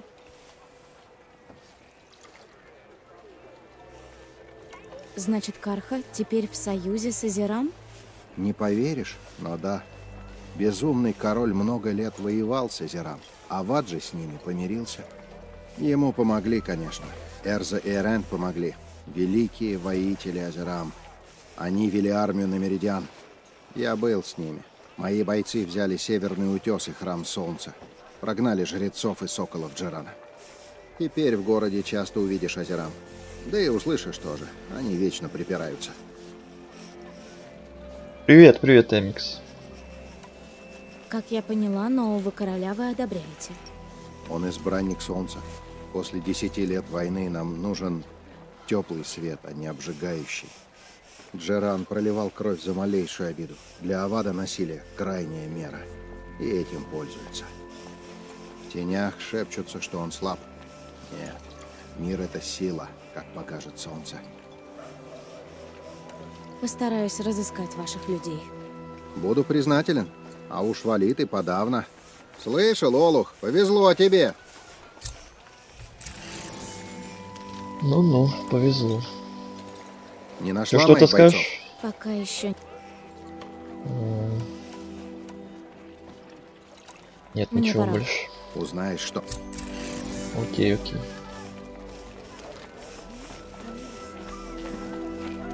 Хорошие товары по отличной цене.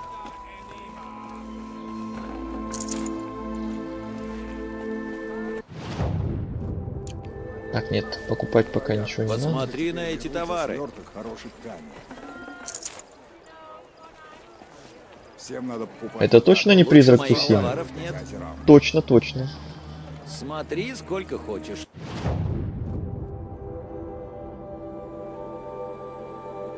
Я тоже буквально вот только что впечатлялся этими красотами, этим снегом. Так, что за квест? За это я денег не беру. Еще тут есть один. Слава солнцу. Перемирие продолжается. Опа.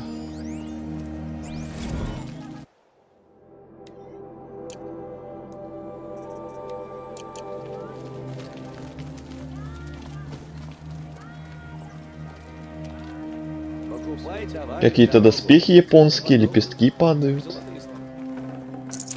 Ой, не говори, это снег такой, я действительно подумал, что это такой снег. Или это может действительно не снег, а не знаю что, но выглядит как не снег, выглядит как какие-то лепестки реально. Но это скорее всего снег, потому что мы же в горах. А насчет доспехов, да, доспехи действительно такие прикольные. Я буквально вот парочку минут назад прибыл в этот форт и заценил.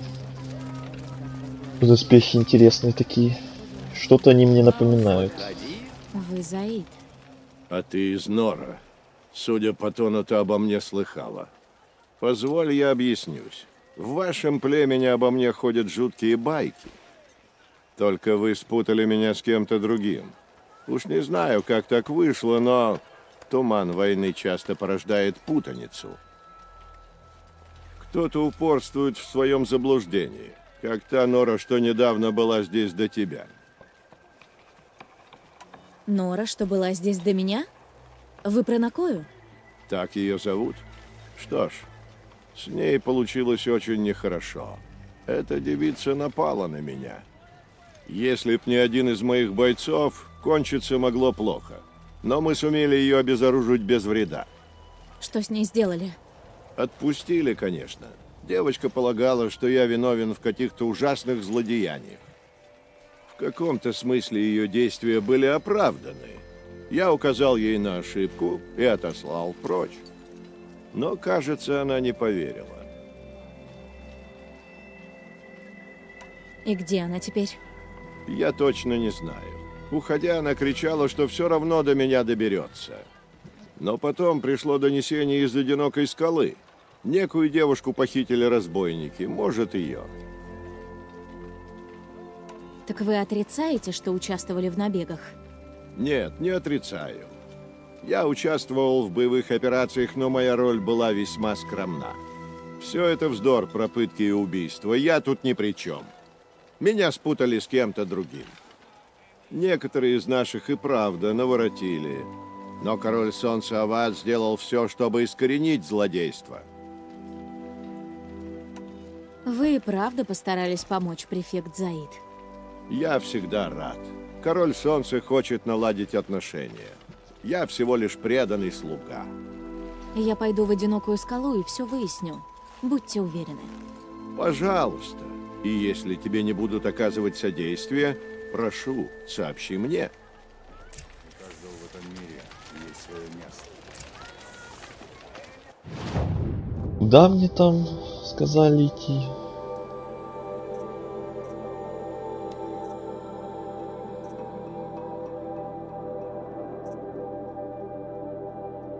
Одинокая скала. Ну ясно, это все тоже идет дальше. У нас сегодня, как я говорил в начале стрима, какие по названию, собственно, тоже понятно, были квестики в начале вот этой части карты, которые я вне стрима немного поисследовал. На стриме еще квесты поделали, которые там были.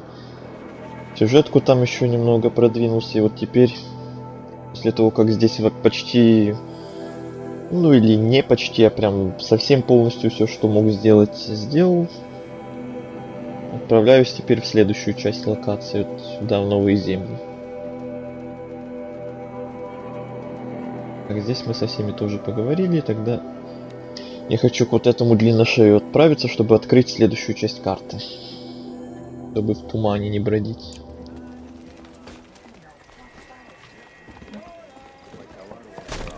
Верить ему нельзя, это совершенно точно. Или безумный бред этих И шаманов? след ведет в Что этот хуже? ход.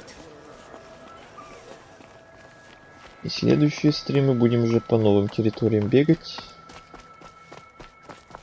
Что-то исследовать, а что-то... Мир за пределами священной земли. Что-то я вне стрима буду Мне делать, нужно что-то на найти стримах Олина будем делать. и добиться от него правды. Кстати, тут я видел, что в настройках, как и в Человеке-пауке, можно глянуть эти самые... Так, не в этих настройках. Это в главном меню, что ли? Кто Да, это в главном убийца? меню только. Как увидели меня Можно через было его глянуть визор? Кто эта женщина? прогресс игры. Та, что так похожа на Сколько меня. часов играешь, там, Зачем он меня убивать? сколько процентов. След И... Олина ведет в Меридиан. Когда я найду Олина, я заставлю его заговорить. И он ответит за все и за всех. Только я начал говорить, как и она начала бубнить, не останавливаясь. Так вот, статистику можно было глянуть. И перед этим стримом я глянул. Белая как кость. Что за мрачные мысли? Ты можешь меня не перебивать? И там я перед этим стримом глянул, я уже где-то 9 часов наиграл, и у нас было 18% игры пройдено только. Учитывая, что я здесь на 100% точно ничего не буду намереваться проходить, какие там побочки, точнее не побочки, а вот эти вот коллекционные предметы, которых на карте миллион просто. Я даже специально их выключил, чтобы меня не смущало все это гигантское количество иконок. Все это я вряд ли буду собирать, так что у нас будет по-любому меньше 100%. Учитывая даже, как мы Человека-паука проходили, там под конец было не 100, а 80% где-то, потому что я там тоже какие-то мелкие испытания прям пропускал. Здесь будет так же, наверное. Я думаю, мы здесь смело тоже пройдем где-то за около 10 стримов. А то я боюсь каждую игру новую, когда мы начинаем, боюсь, чтобы ее не проходить кучу времени. А здесь тем более боюсь, чтобы успеть до 20-х чисел ноября пройти игру, и боюсь, чтобы мы здесь не застряли надолго. И я думаю, что все-таки мы, по идее, должны успеть пройти. А как игра пока что нравится? Ну так, среднячок. Открытый мир, да, очень нравится, очень красивый такой, как и прочие игры от Sony. А вот сюжет пока что-то такое среднячковое. Может, это из-за того, что мы пока что еще где-то на ранних этапах сюжета, и пока ничего особо не понятно, и как-то он не сильно затянул. Надо, наверное, подождать, пока он разойдется, как обычно бывает, прям вот ближе к середине игры все будет идти, все напряжение, под конец вообще будет очень интересно наверняка. Вот, возможно, тогда будет уже другое дело. И уже под конец игры, в титры, там я уже свое окончательное мнение скажу, понравилась игра или нет. Ну, как обычно. А пока что-то такое среднячковое. Не то чтобы как-то мега интересен, мне пока сюжет какой-то не очень понятный, но открытый мир очень нравится. Такой красивый, что-то новенькое для меня. Вот эти роботы.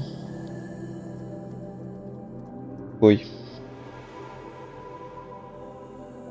Особенный, скажем так, мир. Или я это уже спрашивал? Спрашивал, но... И спрашивал про первое впечатление. Вот на первом-втором стриме было прям первое впечатление, когда мы прям в самом-самом начале были. А сейчас уже такое немножко другое мнение, когда мы уже поисследовали, когда мы уже вот третий стрим играем. Когда я уже вне стрима побегал, немного разобрался. Со многими механиками разобрался там. С прочей всякой мелочевкой. Но даже несмотря на это, мнение пока что не особо сильно поменялось. Как и было в начале такое среднячковое мнение. Вроде нравится, но что-то пока не то чтобы мега сильно. Но вроде нравится. И пока мнение такое же, более-менее. Но говорю, что это, наверное, надо подождать, пока сюжет разойдется и прям станет интереснее намного. Все игры или сюжетки?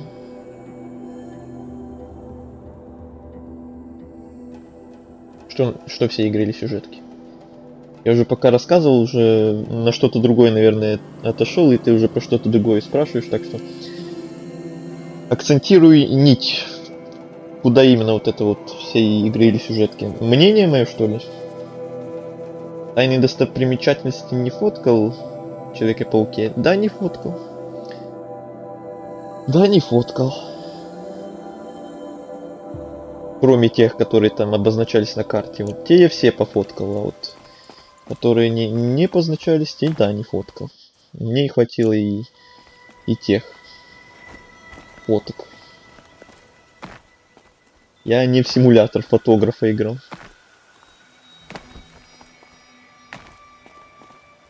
Насколько игра пройдена... А, насчет этого игры или сюжетки? Все игры. 18% было все игры. Сейчас пока мы вот еще этот стрим...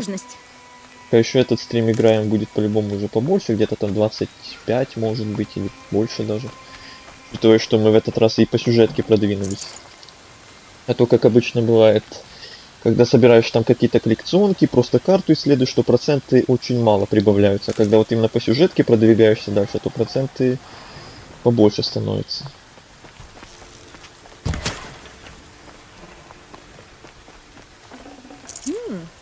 Я еще пока, конечно, не смотрел какие-то видео, как я обычно делаю, на примете того, на каком моменте есть сюжета. То я обычно там для себя, чисто для себя рассматриваю и узнаю, сколько я уже прошел, сколько мне там до финала осталось, в какой части игры я уже. Пока еще такой не смотрел, но надо будет глянуть, чтобы определиться. Меньше я там прошел или нормально я уже прошел. После этого стрима может глянуть.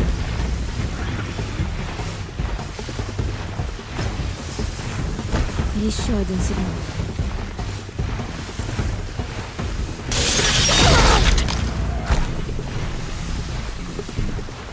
В Человеке-пауке также там 80 с чем-то процентов все игры. Я там в основном все сделаю. По крайней мере, в оригинальной игре.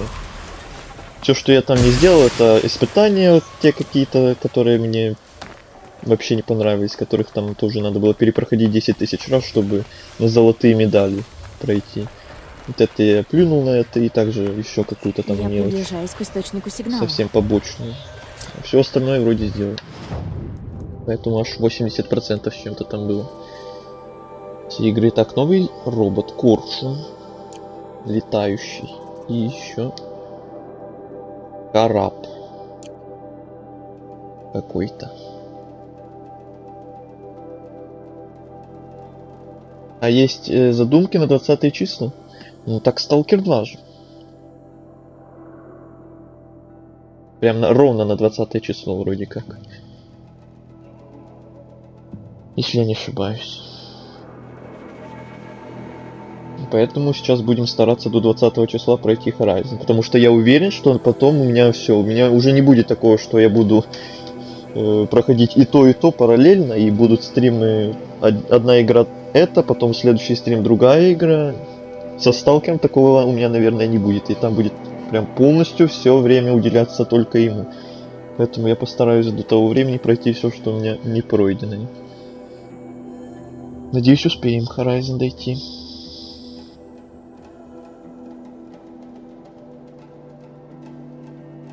Не надо забывать, кем работал Питер Паркер. Но это он, а не я.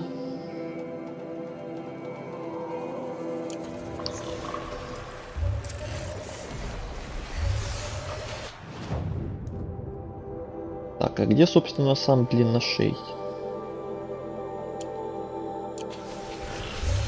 Мне надо залезть вот он, на да. голову длинношея. Да. И открыть карту.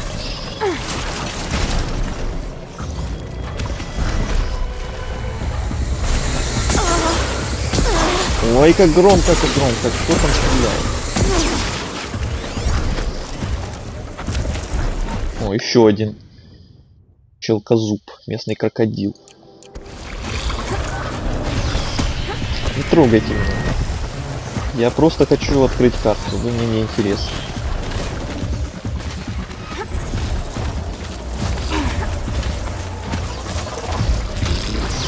Ой, он здоровый.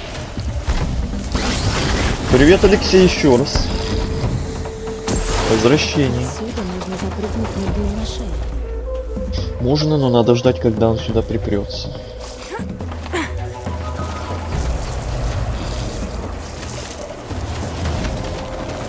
Ой-ой-ой.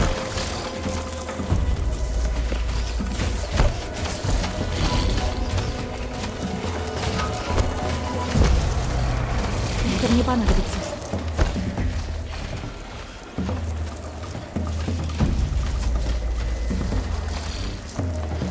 Как же он долго ходит, его ждать придется полдня.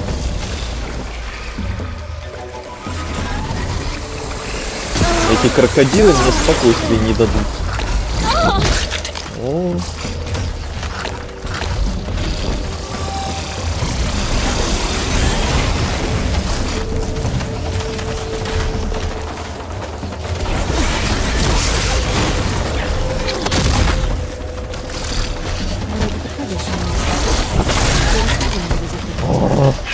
Отвали, те. Пока сюда добежал, он уже дошел до того места. Какое же здесь душное местечко.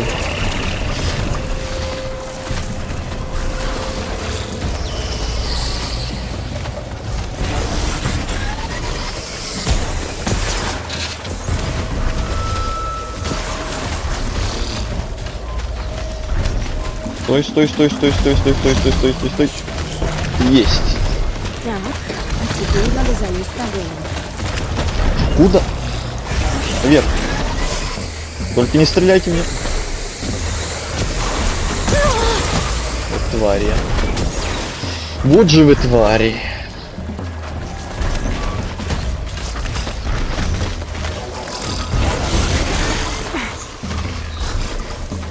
Я так не хочу с ними драться. Думаю, отсюда получится на него запрыгнуть. Получится, блин. Идите вы в баню, короче. Блин, телепорт за 3-9 земель отсюда. Хотел телепортироваться.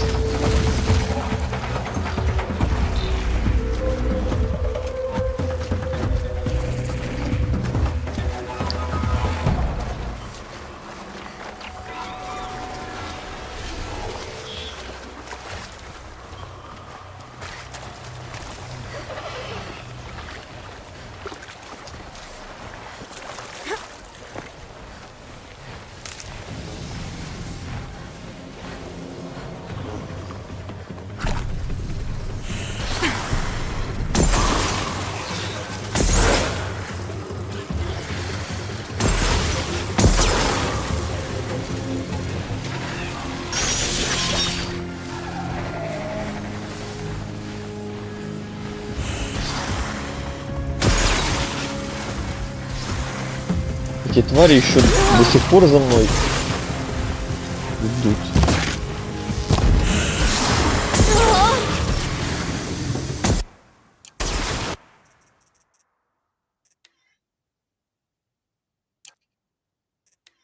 Так, на начальный экран я перезайду, а то они так и будут за мной бегать бесконечно.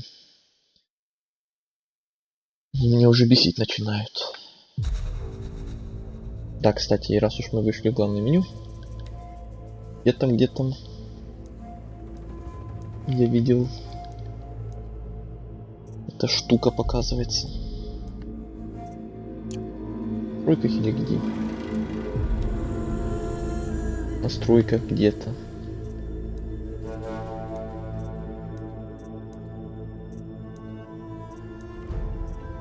Вот и где оно, когда надо, блин. Когда не надо, нашлось. Когда надо, будешь искать полдня.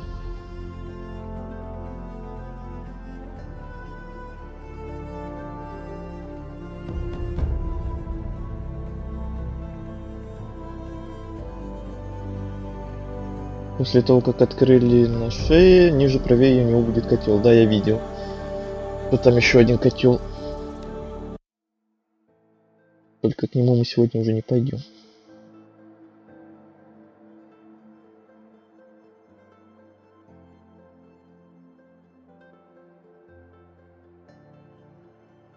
Это не место душно, просто ты сюда пришел и не открыл котел. Да я в курсе, что я не открыл. Я хотел просто пробежать мимо них всех, просто забежать наверх, открыть себе и забить на это место с крокодилами навсегда. Тут, блин, попробуй запрыгнуть, когда они 20 этих крокодилов все на тебя бегут и стреляют по тебе. Тем более, когда я вот вроде забрался наверх, и меня сбили просто, и все заново. И вот как там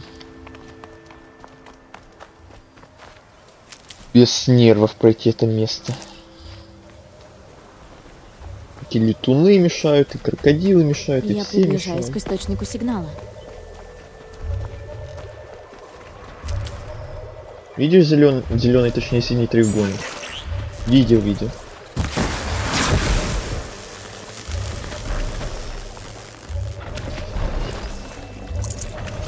Так, надо добраться до головы длинношея.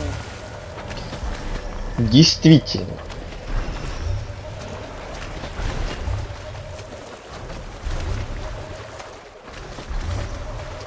Не застревай.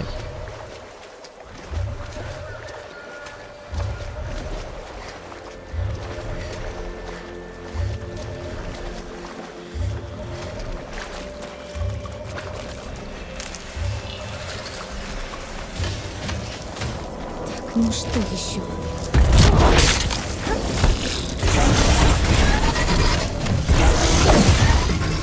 Нет, с ним драться это будет очень долго.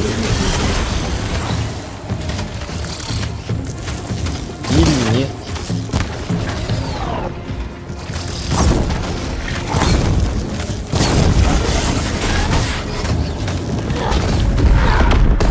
Что происходит? А, это он взорвался? Нормально.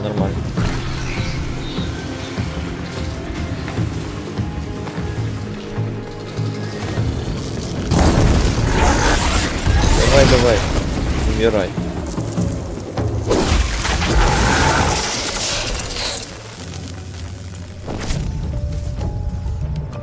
Ну хотя бы на одного будет меньше, хотя бы этот не будет душить, пока я буду залазить наверх этого. Думаю, отсюда получится на него запрыгнуть.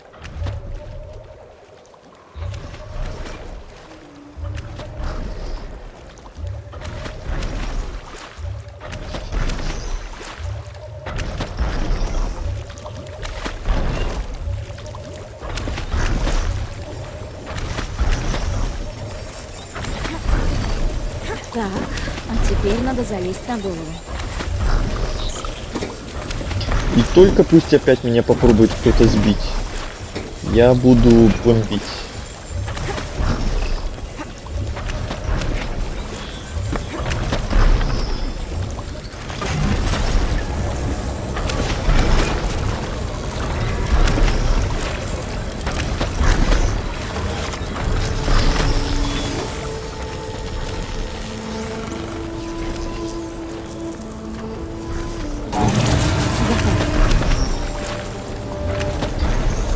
Плюс карта.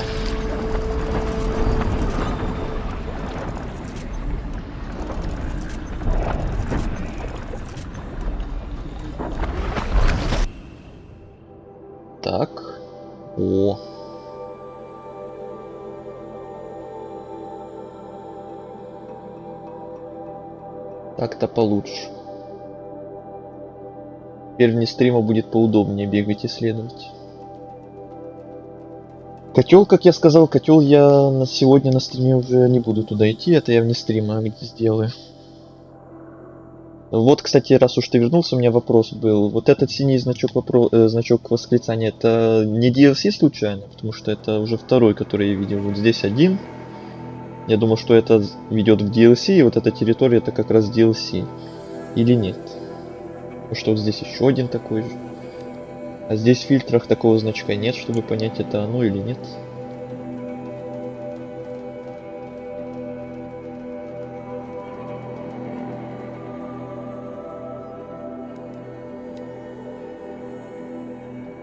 Так, мы уже многих роботов пооткрывали. Коршуна мы, кстати, пока не можем это перехватить, как и крокодила, но это понятно, из-за следующих котлов это мы получим. Как и вот этого, наверное.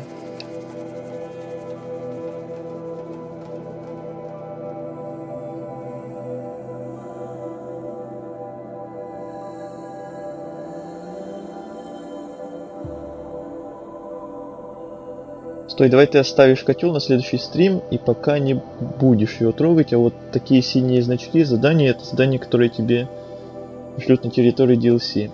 Я так и подумал. Тогда эти задания мы не будем трогать ни в коем случае. DLC мы будем проходить после основной истории. А котел, я, наверное, вне стрима его пройду. А то опять будем сейчас идти, и там будет какой-то босс, и опять на нем застрянем на полчаса, как было в прошлом стриме. А так я лучше вне стрима там разберусь с ним. Там мега какого-то интересного боя, наверное, не будет. А уже протестировать новые вот эти вот перехваты с этого котла уже сможем как раз на следующем стриме. Почему бы и нет. 50 плюс уровень. Ну, тем более тогда мы не пойдем в DLC пока что.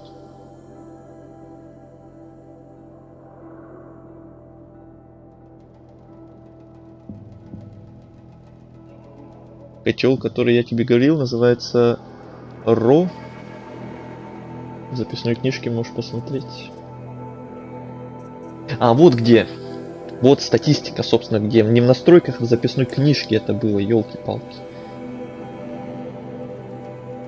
Время в игре 11 часов 25 минут у нас, а проценты где?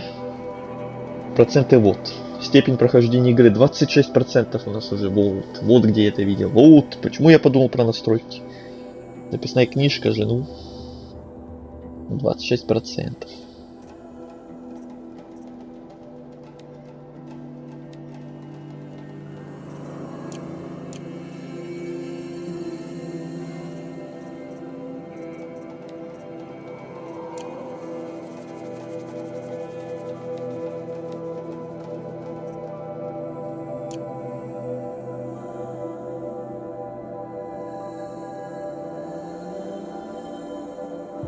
Можешь посмотреть, кого пока можешь на нем перехватывать. Ро, ну вот этот Скараб. Вот этот. А, этот нет. Коршуна мы, значит, даже после этого котла еще не сможем перехватывать. Ясно, понятно. Кстати, у нас 4 навыка. Я хотел взять вот это вот сразу, механик. Чтобы можно было спокойно снимать и ставить усиление, не парясь над тем, что они будут пропадать. И, кстати, пока тебя не было, я прикупил вот этот боевой лук с электрическими стрелами. Какой был.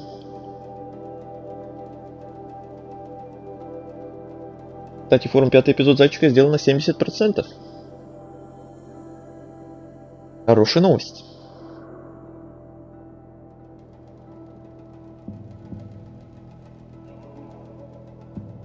Надеюсь, в следующем году уже будем проходить. Надеюсь. Хорошо, ну можешь хотя бы видео включить, чтобы потом выложить с успешным Колготки прохождения? Что?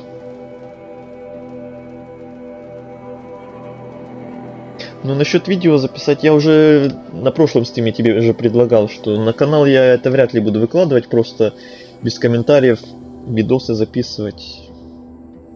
А пока я вот вне стрима буду бегать исследовать, это же я по-любому буду без комментариев просто бегать, рутину всякую делать. Записать-то я могу включить запись просто, но куда это выкладывать? На канал это я не хочу выкладывать, просто всякую вот эту вот рутину, кому это интересно, кроме тебя будет. Была идея на бусте это выкладывать, но ты вроде говорил, что нет, что тебе такое не интересно.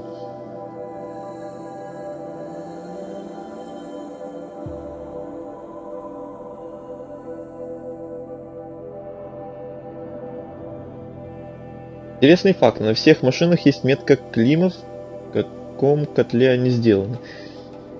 Да, этого я тоже что-то не заметил.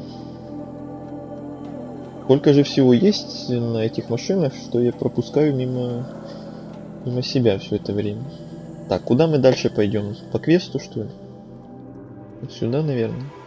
Или к следующему жирафу. Там, кстати, еще один котел внизу будет. Тут еще один. Да, давайте-ка к следующему жирафу, чтобы я вне стрима спокойно по карте бегал и просто смог открывать все, что буду видеть. И не запариться над тем, что вот карта там не открыта, и я пока туда не пойду. Вот сразу можно открыть всю карту, и чтобы вне стрима там рутину всякую можно было сделать сразу наперед, все, что смогу. Да, давайте так и сделаем. Жираф. Да, жираф.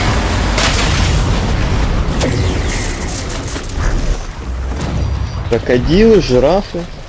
Вы имеете что-то против крокодилов или жирафов?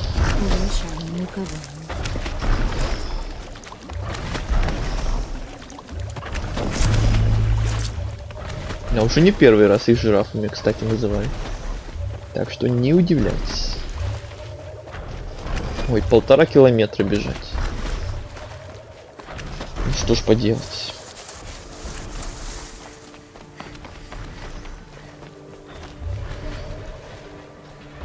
Причем клеймо у всех разные, на каком-то котле был создан... Меня выматывает эта жара.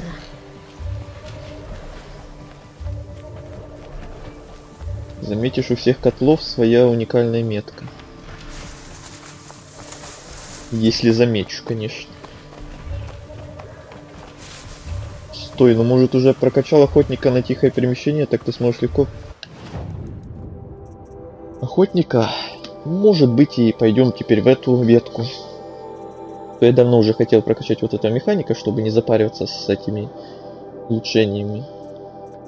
Дальше, наверное, можно будет пойти сюда. Раз уж ты так настаиваешь.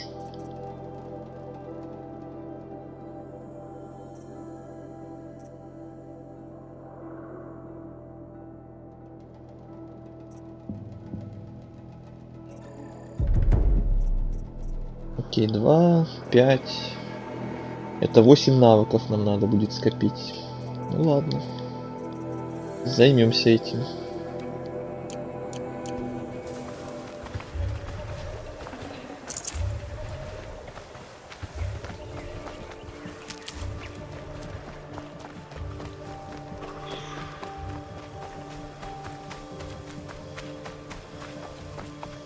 Котел, который рядом с тобой сейчас, это котел Ро. Который ниже, это котел Кси. Который выше, это Зета. Хорошо, вот который Кси, вот с помощью него мы сможем коршунов приручать, как я видел. А с помощью Кси... не Кси... Не Кси, а этот... Зета. С помощью Зета мы кого-то можем, или мы еще не открыли таких? Си, невозможно. Ро.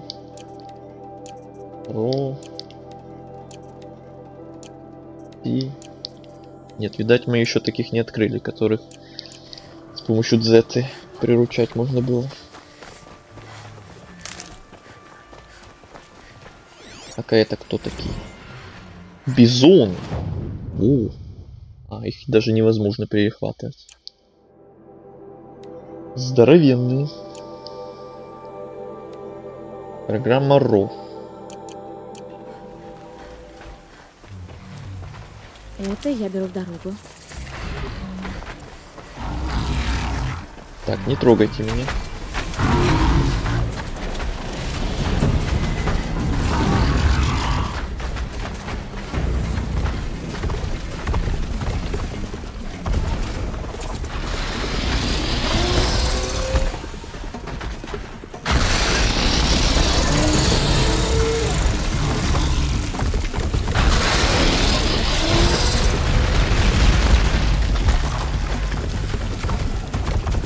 Сегодня, кстати, на стриме на ютубе, как я и говорил, я все-таки включил уже ту возможность перематывания. Берем, пока есть.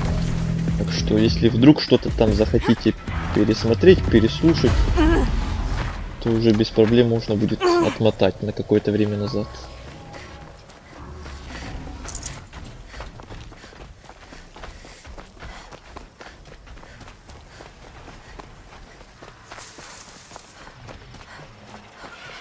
Кстати, вот этот импульс, который он спустил, убил практически всех летунов и мелких. О.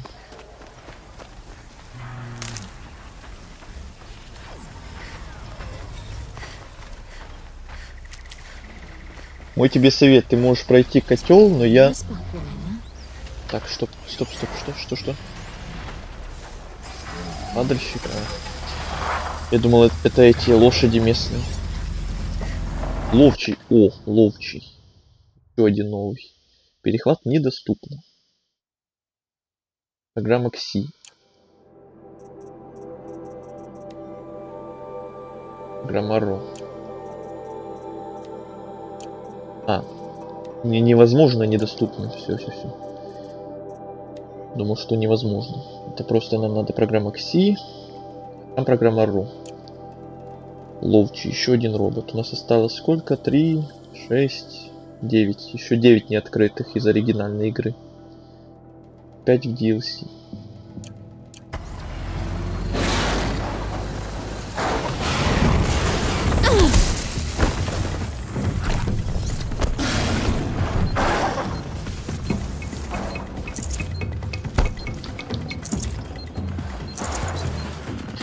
Можно я просто все здесь соберу и побегу себе дальше по делам.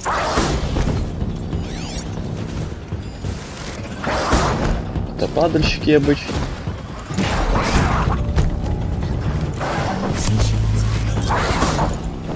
Все, я побежал дальше.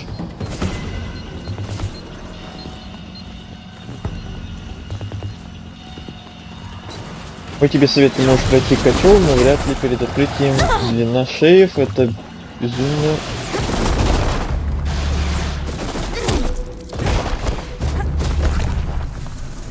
Безумно советую сделать, ведь вокруг жирафов уходит еще его защита.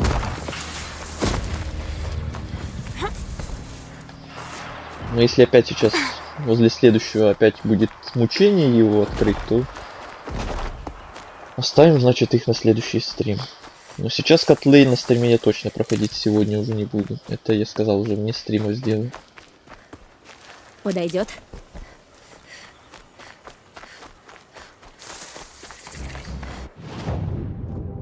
Костер.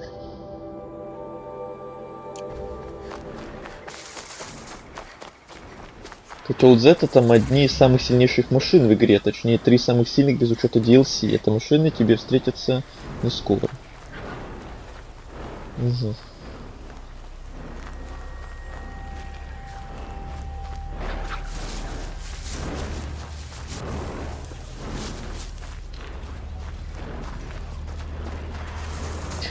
Не тебя, а меня?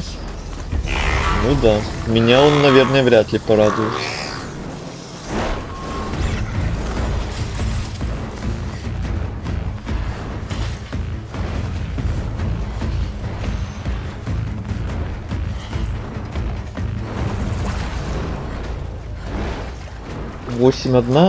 Одна из машин это вид рыскаря красноглазый. Да, точно, этот самый красноглазый, которого мы уже давным-давно пропустили.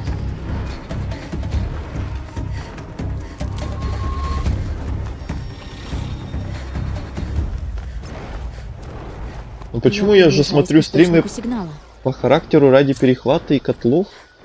Может, хотя бы на следующем стриме объективно займемся котлами?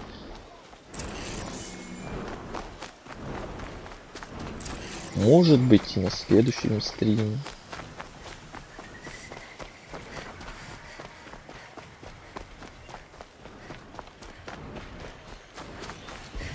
Я просто сужу по предыдущему котлу, и там, я так понимаю, в следующих тоже будут боссы, такие здоровенные роботы какие-то. И я боюсь, что на следующих стримах опять будем застревать на них на полчаса или больше. И это будет такой себе стрим, мега интересный, где я сижу, пытаюсь босса пройти. Фиг знает сколько времени. Так, мы уже прибежали к этому жирафу следующему или нет еще? Надо Вот, добраться до головы длинношея. До головы, да.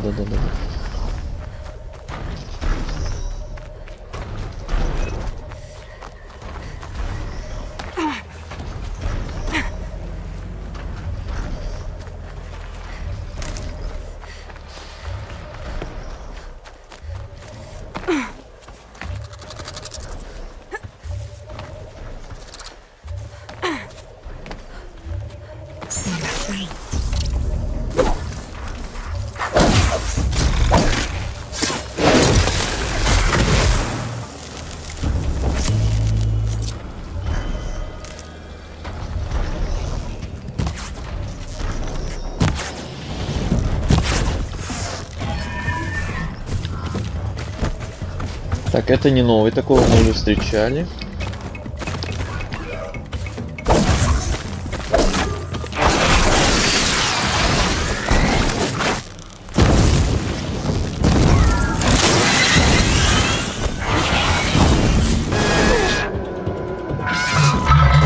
А он оглушает неплохо-то.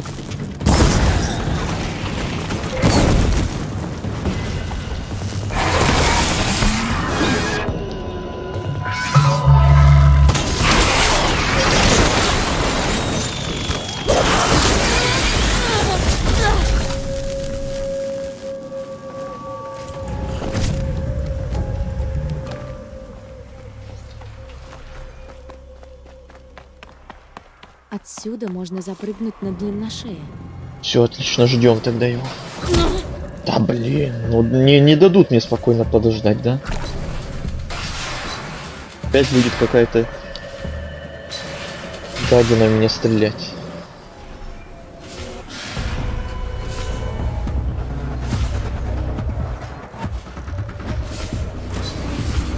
Короче, смотри, да я тебе подсказку. Кажется, я оторвалась.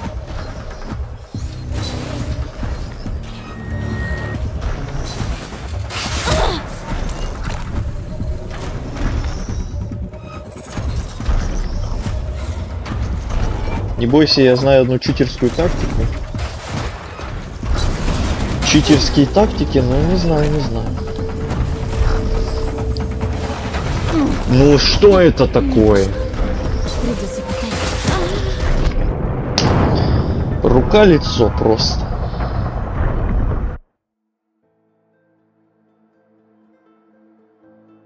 Это меня сбили в воздухе или это она так великолепно зацепилась? Визор поймал еще один сигнал.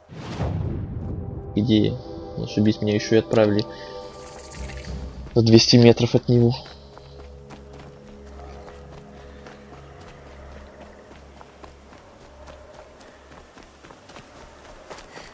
У тебя куча монет, вот я знаю, где можно по дешевке взять фиолетовое оружие. Твой минус в том, что нет нормального оружия. Второе, нет стихий. Это да. Еще я насчет брони там думал что-то поменять, но не знал, какая мне сейчас будет полезнее. Блин, опять искать, где здесь забраться.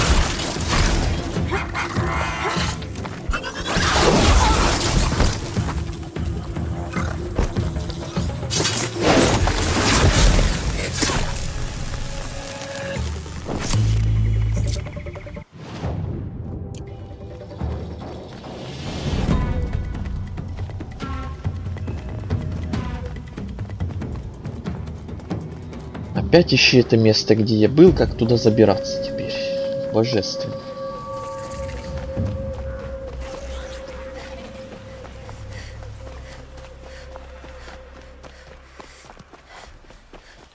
Тут еще и места, по которым можно разобраться. Фиг поймешь.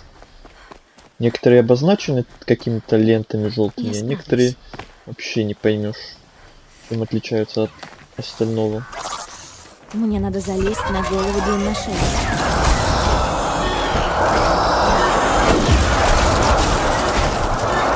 Минус уши.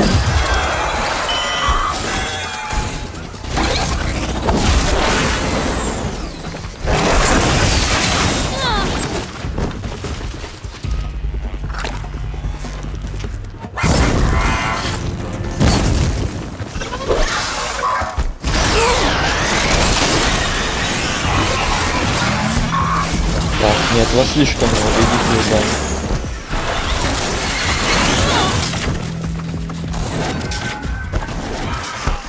Нет. Не бомбит у меня не бомбит.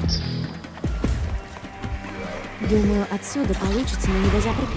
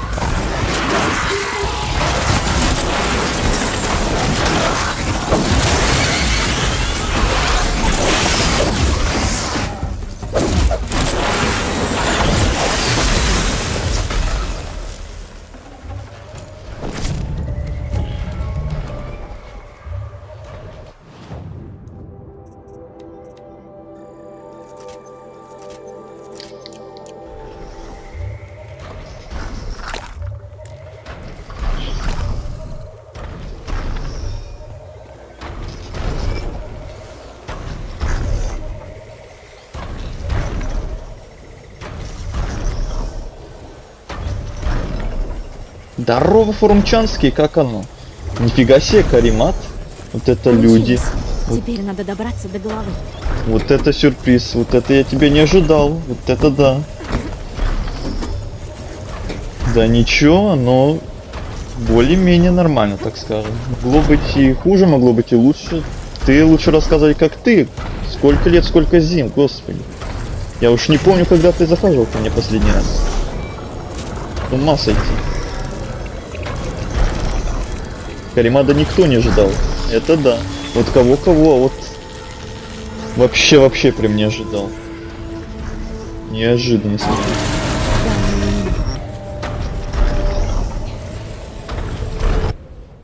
Сюрприз еще тот. О, еще кусок карты здоровенный.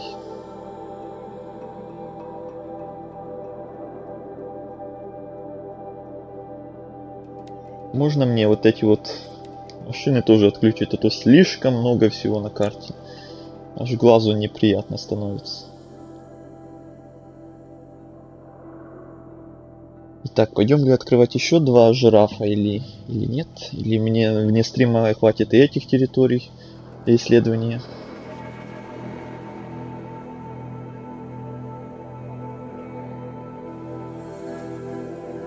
Да как, отпуск закончился, работаем, стало веселее. Отпуск закончился. А сколько был отпуск? И да, я так понимаю, веселуха снова вернулась. В кавычках. О, да, обожаю открывать карту. Я тоже отчасти. Только когда это не такие проблемы доставляет, как вот только что было. Чтобы открыть карту, надо было еще нормально так выкрутиться из этой охраны. От этого жирафа, который, собственно, и открывает карту. В прошлый раз крокодилы там душили, в этот раз вот эти курицы душат. Пока всех не перебьешь, спокойно залезть не сможешь, а то постоянно обстреливают и бесит. Ну давайте вот еще вот эту откроем, что ли, тогда.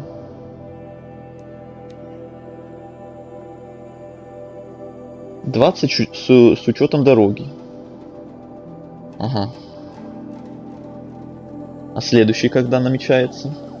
На Новый год?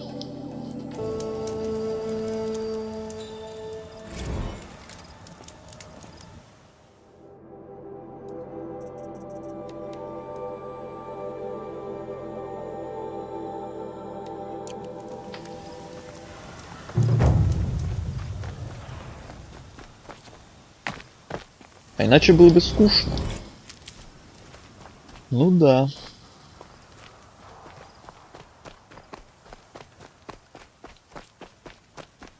А пока вот это вот все работа, все дела, успевал еще хотя бы, не знаю, что-то там может поигрывать время от времени. Если да, то что проходил? Вчера вечером арестовал 2 за нарушение. Или вообще никак не до игр был.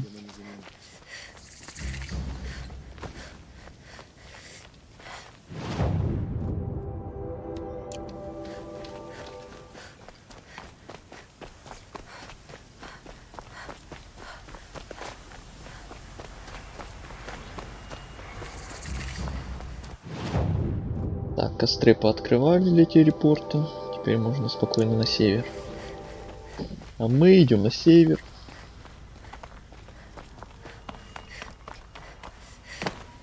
Следующий фиг его знает. Написал на февраль. Если повезет, на сходку попаду. Да, было бы неплохо, было бы круто. Если все совпадет хорошо так.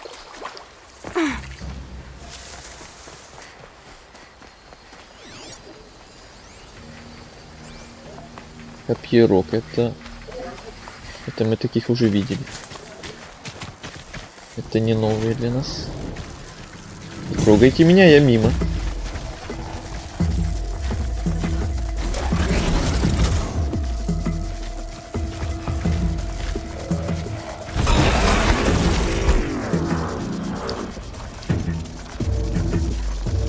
Стрелы надо восстановить.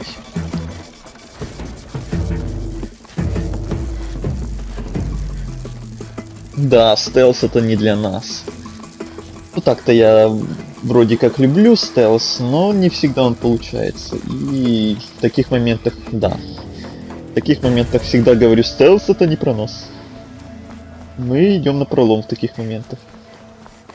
когда уже прям ни в какую. Охота заканчивается. Поигрывал редко, в основном ночами. Если другой работы нет. Сталкера снова прохожу. Вот. Твою дивизию. И откуда взялось?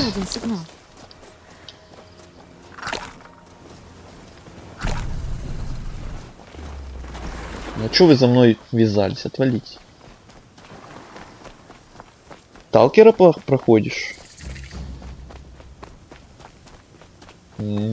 Это ты по настроению так захотелось снова поиграть? Или ты готовишься к выходу второго? Вот тот длинношей, которого засек мой визор.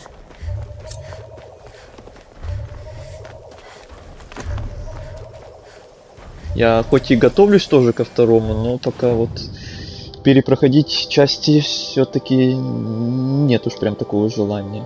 Хотя вроде должно было быть. Надо как-то забраться на голову длинношея. Выходи на свет. Откуда бы забраться только? Убийцы. Что они тут делают?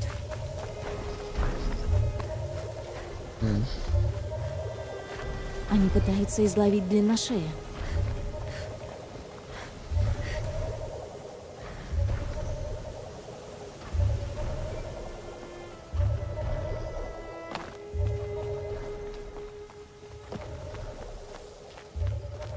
Какая-то возвышенность надо, но... Я что-то видел! Ой, отстань.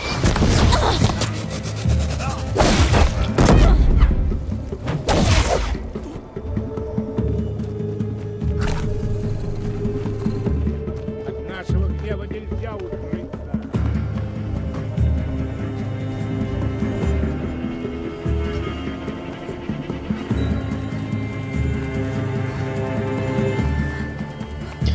По идее, она должна сама сказать, что когда мы найдем это место, откуда сможем забраться наверх. По крайней мере, все прошлые разы так было. Она сама говорила, что вот здесь я могу забраться. Так, сейчас убью. Ау.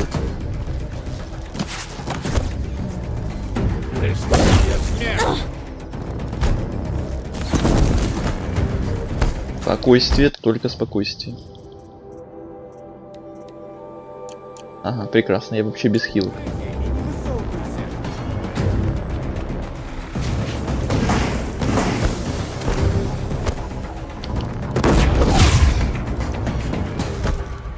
Тьма требует твоей крови.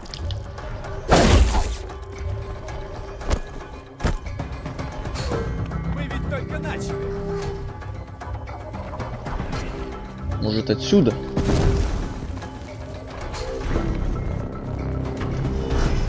А как туда?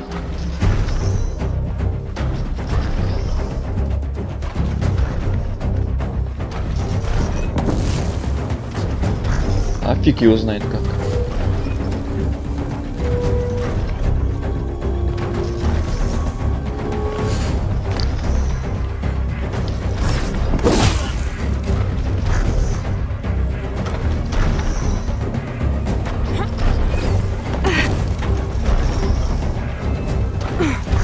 Вот это мы прям на тоненькой пробежали. Только попробуй сбежать.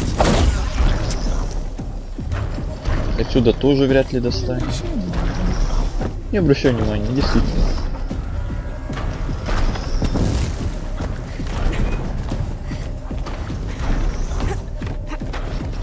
Солнце не спасет тебя. Отойди.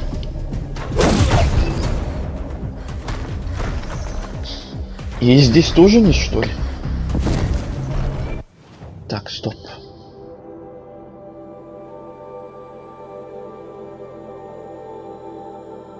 Мне кажется, Лой не просто толкнули.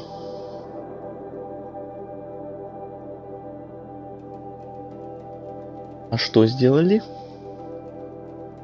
Не, второго вообще не жду, просто любимый мод. А, ясно, просто. Любительский. Кстати, мод я этот вроде как не знаю. Я вроде тоже иногда поигрывал с модами сталкер обычно. Но этот мод что-то вроде не знаю.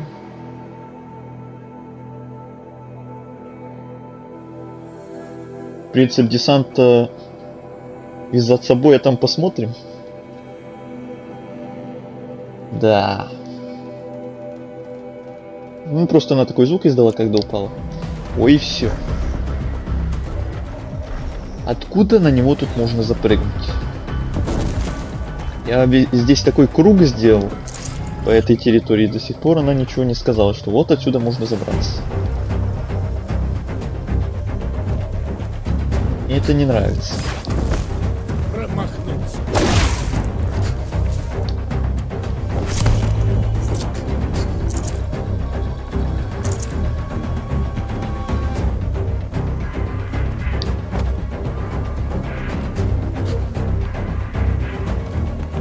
Повыше туда вроде тоже забраться никак нельзя.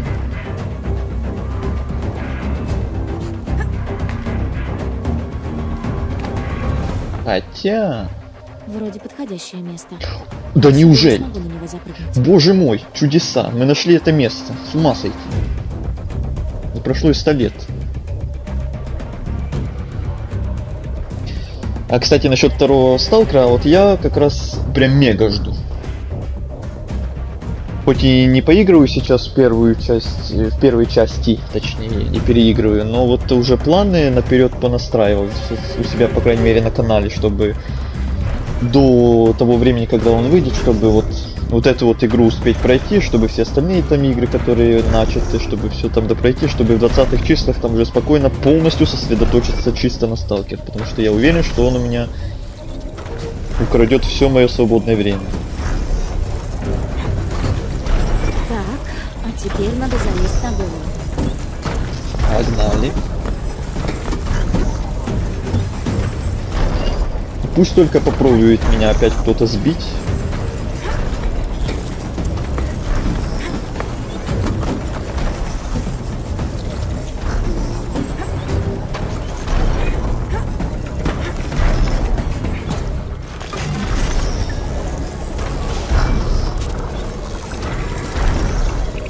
Итак, следующий кусок карты.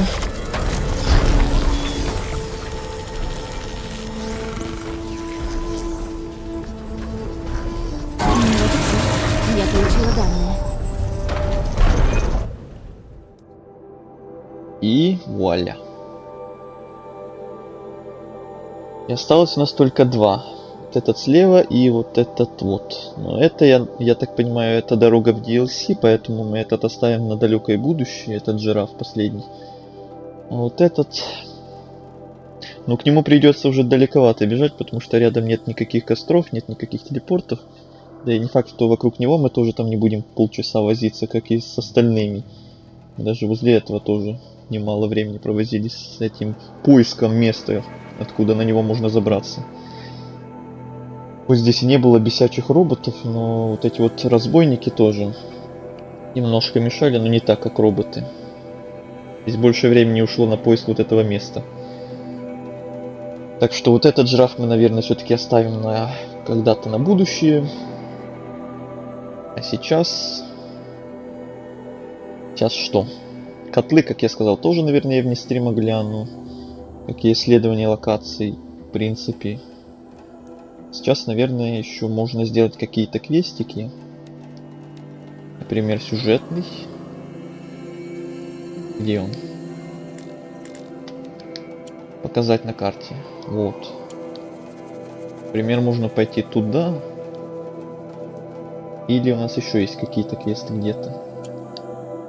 Вот еще вот сюда можно пойти тоже. Как раз давайте сюда тогда и пойдем. Это ближе, по пути. Костры еще вот эти надо бы открыть. Кстати, на какой сложности проходишь? На нормальной, на средней. Там их было вроде 6 или 5 сложностей. Я по традиции выбрал стандарт.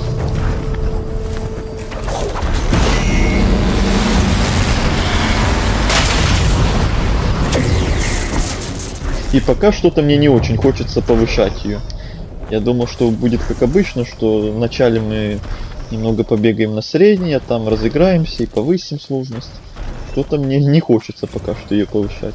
Вот Цусиму, когда проходили, то там я довольно-таки быстро, уже где-то на втором или на третьем стриме, повысил уже сложность себе на высокую. Так, я, как и говорил, мы движемся по вот этой вот ветке. По стелсовой ветке, так скажем.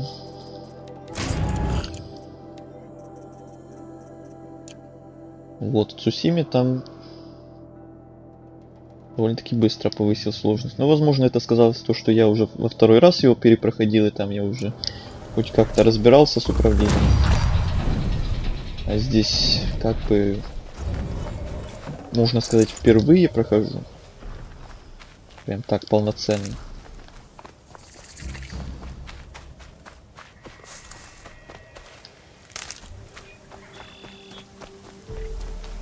Оставлю на потом. И пока что бывают моменты такие довольно-таки душные, что вот на прошлом стриме был босс, которым я нормально провозился, так, который мне был вроде как по уровню, и я сначала думал, что он мне не по уровню, что ли, что он такой жесткий был. Но нет, был по уровню, и там просто сказались, во-первых, отсутствие хилок практически вообще.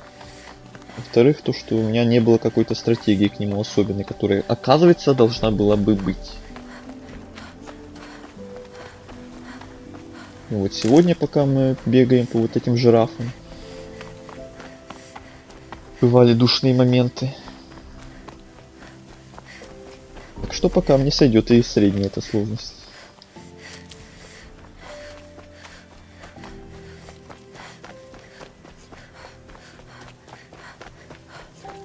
Каримата, кроме Сталкера, еще что-то поигрывал за все это время, пока мы не виделись. Эту игру, кстати, знаешь? Не пробовал случайно?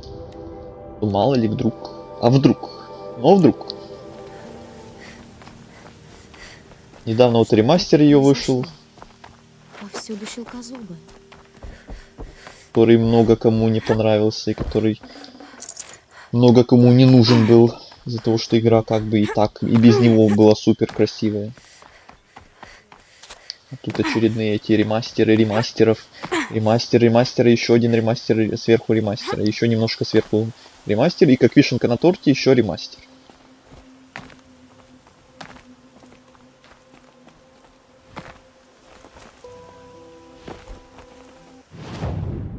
Так, идем пока по дороге. На босса без плана, лечилок и бафов, ну это Еленушка ставил, только хардкор. Ну, как бы там изначально все было как раз запланировано, и с хилками, там, и с боеприпасами, и с бафами, и вот это вот все.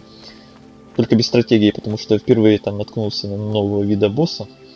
А все остальное было при себе. Просто там мы сначала перед боссом наткнулись на другого большого робота, на которого я сначала и подумал, что это как раз и есть босс.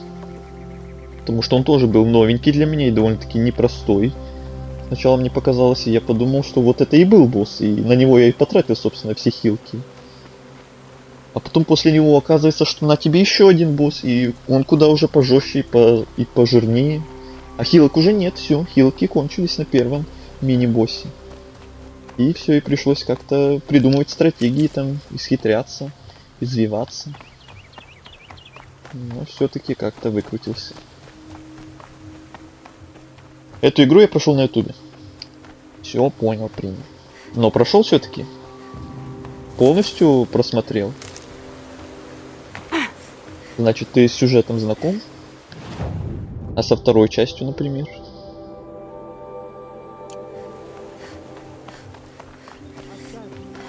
Там наверху еще поселение какое-то. А я вот не знаком прям как-то конкретно с этой вселенной, с этой игрой.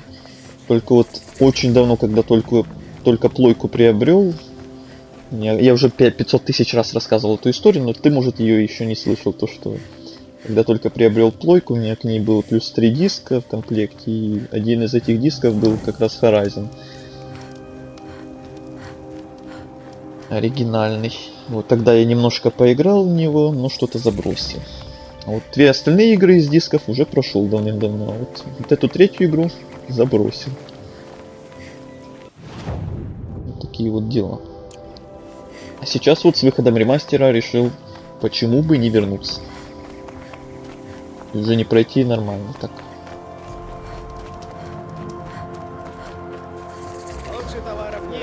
Да, и DLC тоже. Круто тогда.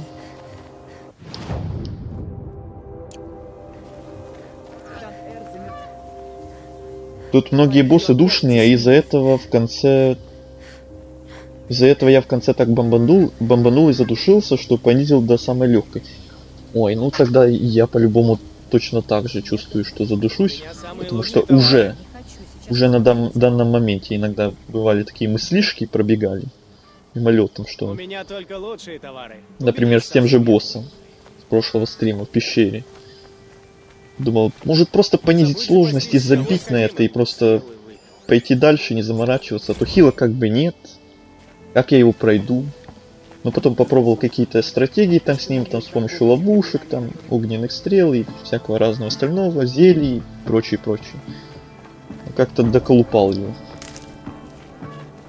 Все-таки обошелся без понижения сложности, но в будущем я не удивлюсь, что реально наступит тот момент, когда я задушусь прямо настолько и скажу, что ну его все в баню и просто понижу на минимальную сложность и забью на все остальное.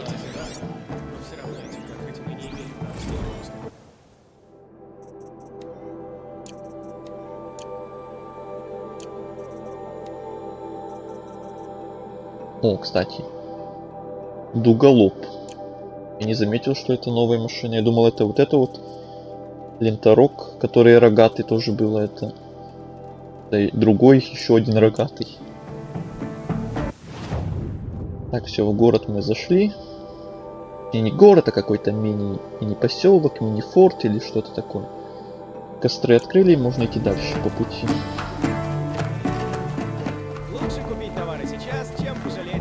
Стрим, кстати, идет уже 3,5 часа. Может, после вот этого вот квеста, на который мы идем, после него, может, даже будем и закругляться потихоньку.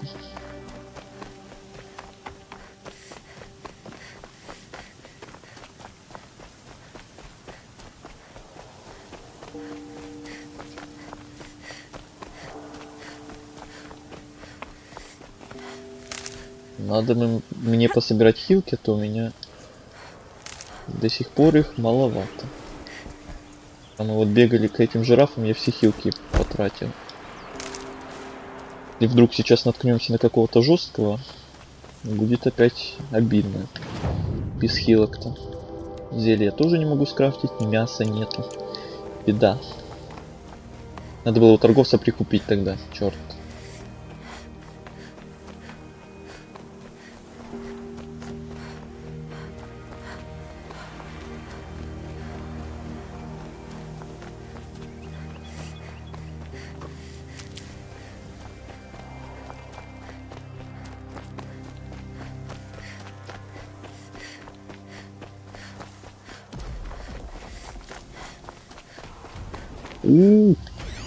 Это что такое?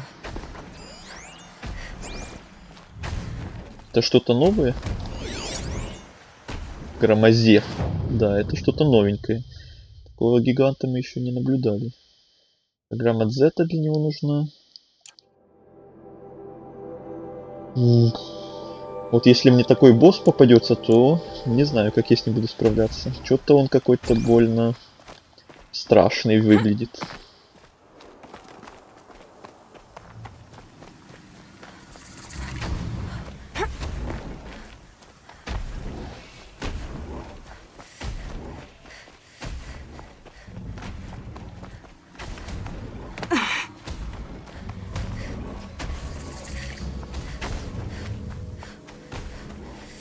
Тебе и не такой босс попадется. Уж наверняка. И это меня пугает скорее, чем радует. Эта игра не из тех игр подобных, где я прям люблю боссов и жду их, как какие-то соусы.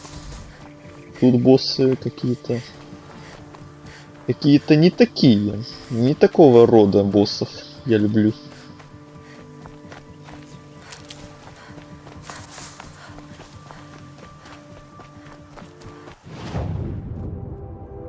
Почти пришли.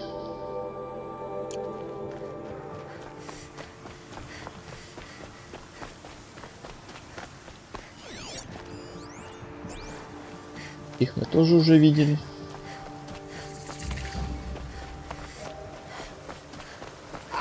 Да ладно, подумаешь, минут 15 покувыркаешься, засыпай босса стрелами и ловушками. Ну так-то да, но это же все равно вот как раз из-за вот этого вот постоянного кувыркания, стрелы, ловушки, вот, мне вот такой вид боя с боссом какого-то удовольствия не доставляет, не знаю почему. Надо действовать по-тихому. Я уже давно привык, что в соусах мне прям какие ленушки удовольствия приносит вот драка с боссами. За исключением некоторых. Вот такие вот боссы, как здесь, и драка с ними вот не такое удовольствие приносит. То и не приносит вовсе. Выглядит как обычная застава. Надо тут осмотреться. Стой, чужачка! Что ты здесь делаешь? Префект Заид сказал, тут разбойники похитили девушку. Знаешь, где их искать? А, Заид тебе сказал? Хм. Никаких разбойников тут нет.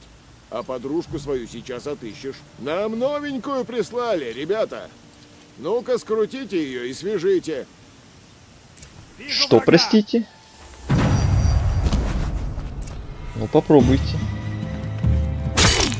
Ау.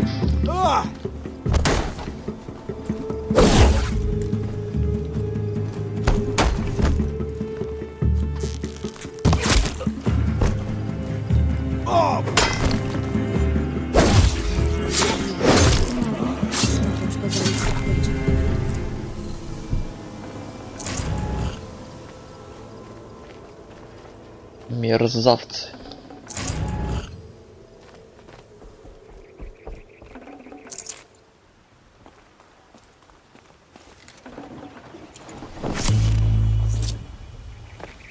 В тележке цепи. Не только цепи, кандалы. Они куда-то перегоняли пленников.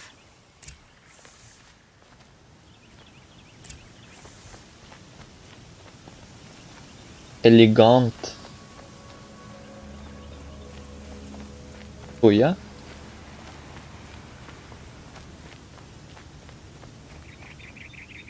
Следуйте вдоль колеи. Надеюсь, это квест ненадолго. Из уважения дал себя ударить. Ну, разве что совсем чуть-чуть. Но всего лишь один раз.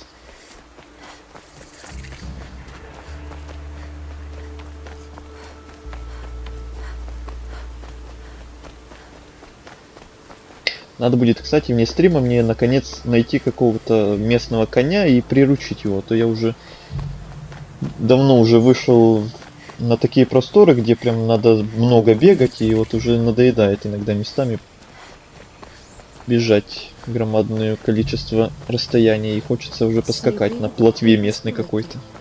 Может, на кое внутри? Уже давно пора.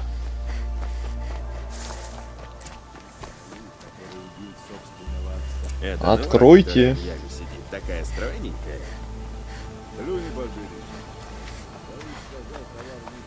Так, сейчас стелс будет. Похоже, тут кто-то есть. Похоже, на кою держит здесь. И мне придется Раз, перебить два, три, этих охранников. 4. Всего 4, ну тогда, наверное, можно и по стелсу. А, 5, вижу еще одну. Кто-нибудь? Что-нибудь? Ничего? Что-нибудь. Отвернись.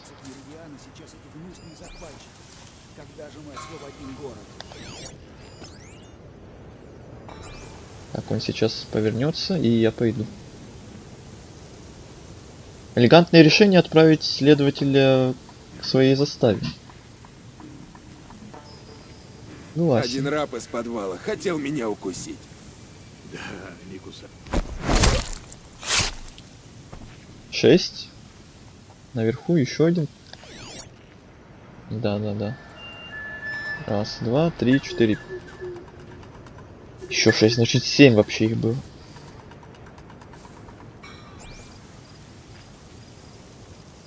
Надо сначала этого. Можете делать ставки. Получится у меня по стелсу или как обычно.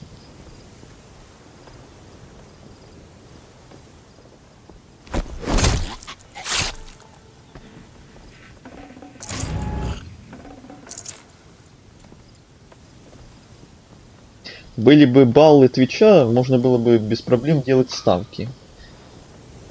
Как многие делают. Вот было бы прикольно. Делать ставки на баллы вот эти вот и радоваться там, кто выиграет, кто проиграет. Труп. По этим ставкам.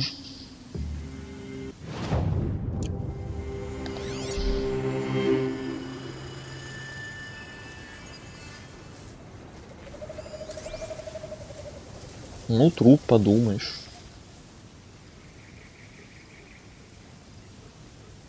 Так умиляет стелс в этих играх? Почему?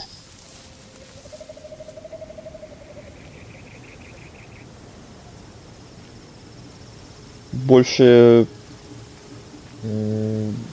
Раст всегда говорил. Больше привык в таких подобных играх не по стелсу, прямо на пролом все делать. Или как? Еще 2 фолловера и сможем? А разве не 100 там надо было? 50? А то я уже забыл. Мы так медленно к этому движемся, что я уже... Наверное, не дождусь, когда это наступит. Берегись! Ой, здравствуйте! Берегись, это она!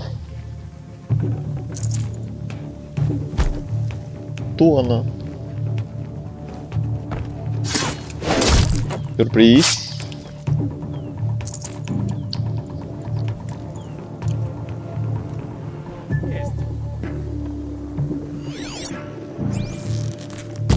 Она наверху!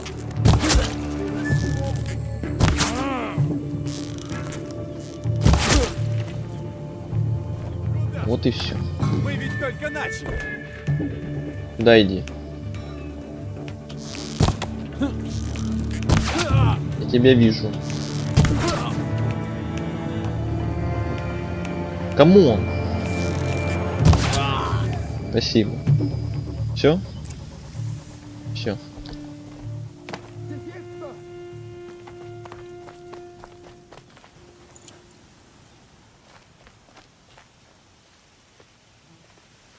Здесь труп, кто-нибудь что-нибудь видел? Нет. Ну ок. Ага.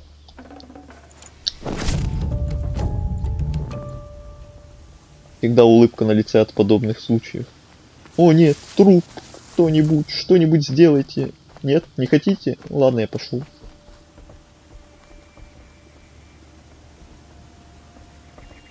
Да, не везде. Я слышал, кто-то где-то что-то говорил. Может, здесь? Пленники. Ага. Их продадут в рабство. Накоя? Я Аджана. Все объясню, когда вытащим людей из этой ямы. Ты Аджана? Ну надо же. Хоть одна из его молитв сработала. Ключ у меня. Я помогу остальным. Пойдем скорей. Нет, очень наивно реализован. В этом смысле. 50 для баллов Твича. Да. Получается, мы уже прям совсем рядышком. Но если один человек, то нет смысла делать прогноз. Но это да.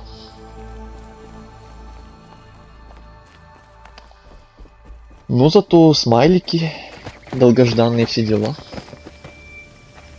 Я Еще знал, много что чего, с тобой наверное. будут неприятности. Но в конце концов наши усилия окупятся. Конец уже наступил для тебя и твоих людей.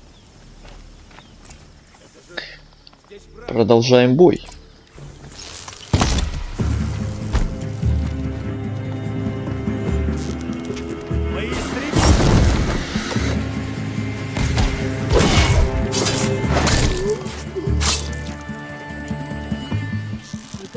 ты заплатишь.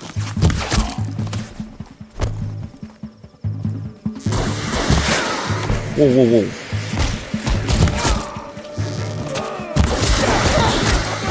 Это что за вундервафли? Солнце ради. Не попало. Ну как же так? Представь перед судом солнца. Все?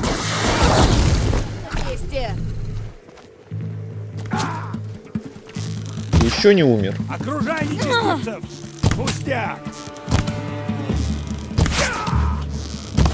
Раны на... Все.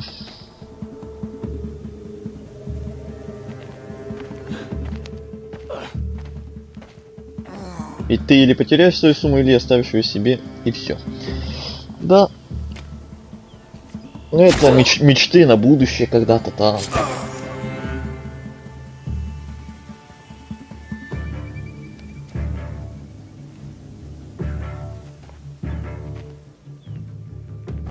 Но этот слишком легко отделался.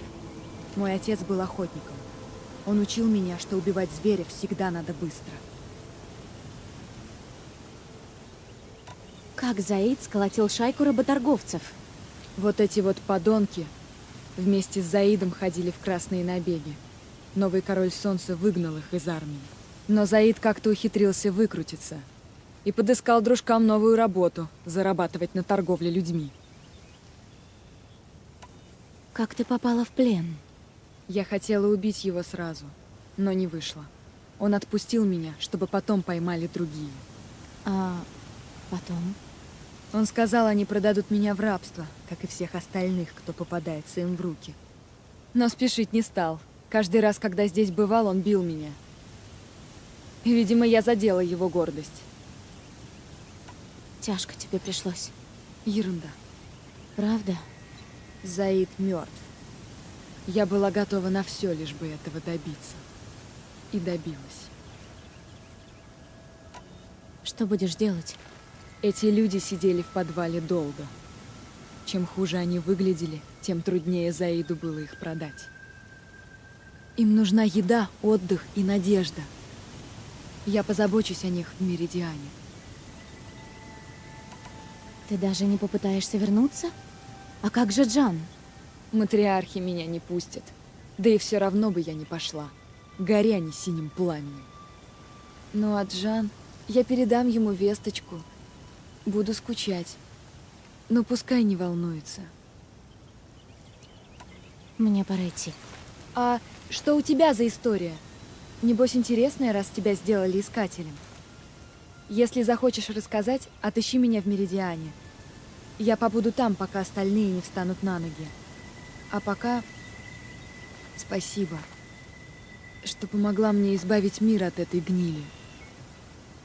Не знаю, может быть, теперь я наконец-то смогу вспоминать отца без боли. Эта девушка мне напомнила Сену. И прической, и внешкой почему-то. Уже недавно вот Hellblade проходили, вот запомнилось почему-то. И сейчас напомнил. Плюс очко навыков, плюс максимальное здоровье. У меня опять нет хилок.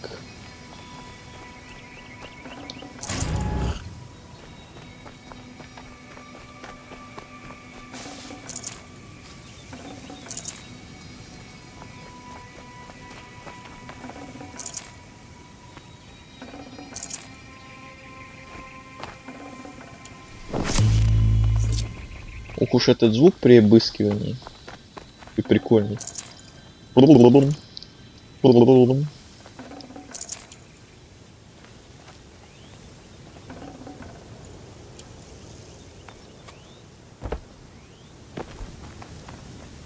Все полутал? Надеюсь. Пойдем ли еще куда-то сегодня или уже нет?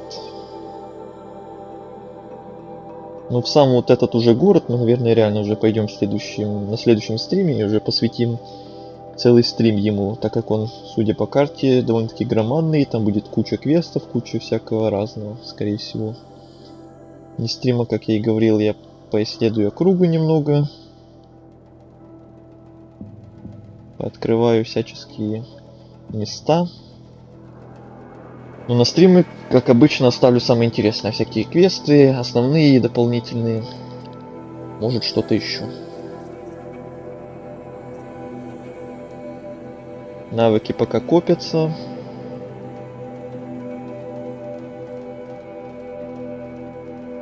Да, как-то так. Ну и будем тогда закругляться, наверное, что ли.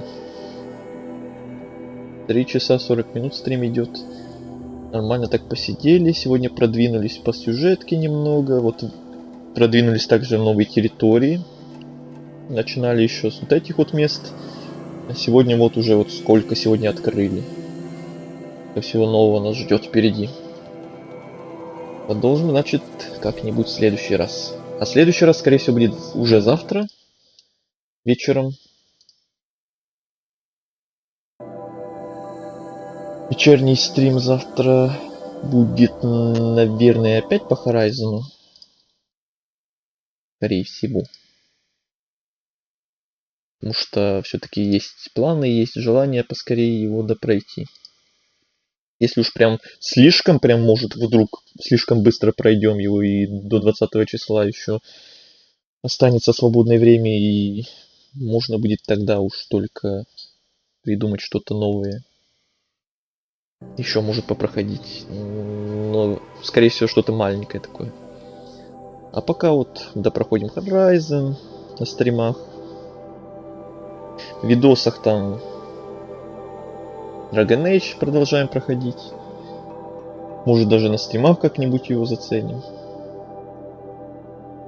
Ну и прочие большие игры, которые сейчас проходим, которые в будущем еще будут. На сегодня тогда все. Тогда до связи. Да, давай, Карима, тогда до связи. Не забывай нас, заглядывай еще как-нибудь. Тогда всем пока и удачи. Да, всем пока и удачи. Спасибо всем, кто заглядывал на сегодняшний стрим, кто ставил лайки, кто в записи, может, этот стрим будет смотреть. Попробовать фазмофобию? Самому не знаю.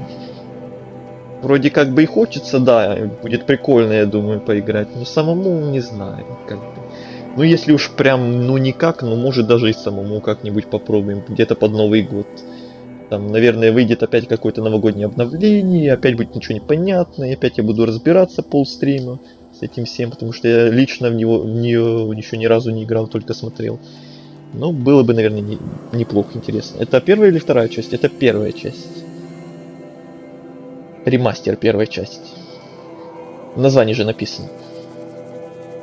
Ладно, все. Я уже всех поблагодарил. Да, так что все, всем еще раз тогда поблагодарю. Еще раз всем спасибо, до встречи на следующем стриме, который будет завтра, скорее всего. Всем удачи, всем пока. Кстати, привет тебе, новый зритель, и ты зашел прям очень вовремя под самый конец стрима. Но надеюсь, еще заглянешь как-нибудь в следующий раз. Все, всем до встречи, всем пока.